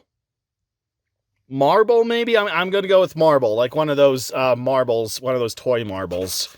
Oh, here's the answers. So... yep, there you go for everything. The eye poppers. Oh, okay. So it's soccer ball, bread. Okay. Zipper. Zipper? Wait a minute. What was the zipper? That's the zipper? I never, ever would have guessed that. Okay, what's 4? 4 is a button. What kind of button are they referring to? 5 is a safety pin. Really? Oh, yeah, okay, I can see it now. I can see the safety pin at least. 6 is toothpicks. Well, that's cheating. Because that's more than one toothpick. So if you stack them like that, I'm going to think that you're referring to something else. 7 is a marble. Okay, I got that one right. And then 8 is a broken pencil. Okay, that's cheating too. That's cheating. What else are you going to do? Are you going to give us... next week, are you going to give us a Q-tip that's been dipped in honey or something? You know, something that we will never, ever think of? Which puzzles and games do you like the best? Write to us and let us know. Thanks, I don't think I will. G.I. Joe! Yep, even G.I. Joe had to have trading cards. Actually, I'm pretty sure they still do have trading cards. I don't know, everything has trading cards. Even obscure spin-off shows like Slimer and the Real Ghostbusters, they had trading cards. Does anybody even care about G.I. Joe nowadays? Like, what's the most recent G.I. Joe thing released? I know that this was a huge thing back in the 80s, you know, when being in the army was considered awesome. But I don't know. We had the popular 80s cartoon that also got a movie. We had some stuff in the 90s that I can't really name. Then the 2000s gave us some direct-to-DVD movies, and it also gave us those G.I. Joe live-action movies, which everybody has completely forgotten about by now. And that's all I've heard. I don't know a single thing that's G.I. Joe related in at least the last decade, so I think this is just one of those toy lines that has completely died out. You know, it was really popular at one point, but unlike something like He-Man or My Little Pony, it's just completely lost all relevance. Though it is one of the inspirations for the Dollar Tree Final Faction action figures that I have featured on this channel, so at least it has some legacy. Wish upon these stars to make a child's dream come true. Buy this album, get great music, help kids with AIDS. Yep, it's a Disney album called For Our Children. They took a bunch of the popular pop stars of the day, like Paula Abdul, Pat Benatar, Debbie Gibson, Ziggy Marley, Paul McCartney, Bruce Springsteen, Sting, and many more. And they got him to sing songs. And unfortunately, it's not what you think it is. Yeah, it's not like these big-time pop stars, big-time rock stars singing Disney songs, doing their own takes on Disney songs, because that would have been awesome. No, most of them just sing little kid songs and folk songs and some songs that are original compositions for this album. But yeah, besides one or two songs, it's mostly just public domain songs and some stuff that the singers came up with themselves, which is admirable. I'm glad that they were dedicated to the project, but come on, who doesn't want to hear Paula Abdul sing Part of Your World? Or Sting sing I Want to Be Like You? You know, we've made so many advances in AI voice technology, somebody get on that. Also, this became a TV special about 2 years later for the Disney Channel, where they basically did the exact same thing, but they called in some other pop singers to do some other songs, and it was basically the same thing, just one or two Disney songs, plus some folk songs, plus some original compositions. So if that's something that interests you, then hey, go ahead and find the album and maybe check out the special. I'm sure it's on YouTube, or maybe you can get a VHS off of eBay for dirt cheap. Scary Stories Contest! Send us your spookiest story. The grand prize winner will receive publication of the story in our Halloween issue. Oh boy, I'm going to look forward to that. A computer with printer from M&M Mars, the official candy of Halloween. Oh my god. A computer with a printer in 1991? Might as well have had Prince come to your door and give you a free Corvette. That's how special having something like that would have made you feel back in the day. I mean, like I said in a previous issue, I was actually very fortunate as a child. I had a computer growing up that also had speakers and a CD drive and a printer and a Sound Blaster sound card, so yeah, I could play practically any game of the 90s. Of course, this is all assuming that they're going to give the winner a state-of-the-art PC or even Macintosh or, heck, even Amiga. I think Amiga was popular back then. And they didn't just have a warehouse full of Commodore 64s or ZX Spectrums or, God forbid, Acorn Electrons just lying around that they couldn't get rid of otherwise. And 3 scary videotapes. Probably either Disney sci-fi horror movies of the 80s, like Something Wicked This Way Comes or Watcher in the Woods, or maybe Blackbeard's Ghost, or cartoon compilations of vaguely Halloween-y, scary, old Disney cartoons. The top 6 stories will be judged by Stephen King, master of the horror novel. Oh, well, in that case, the first person to write about an evil cursed table lamp wins. But there's your entry form. This story is an original work. I did not copy it from anywhere, and I didn't have any help writing it. Well, you can't exactly prove that.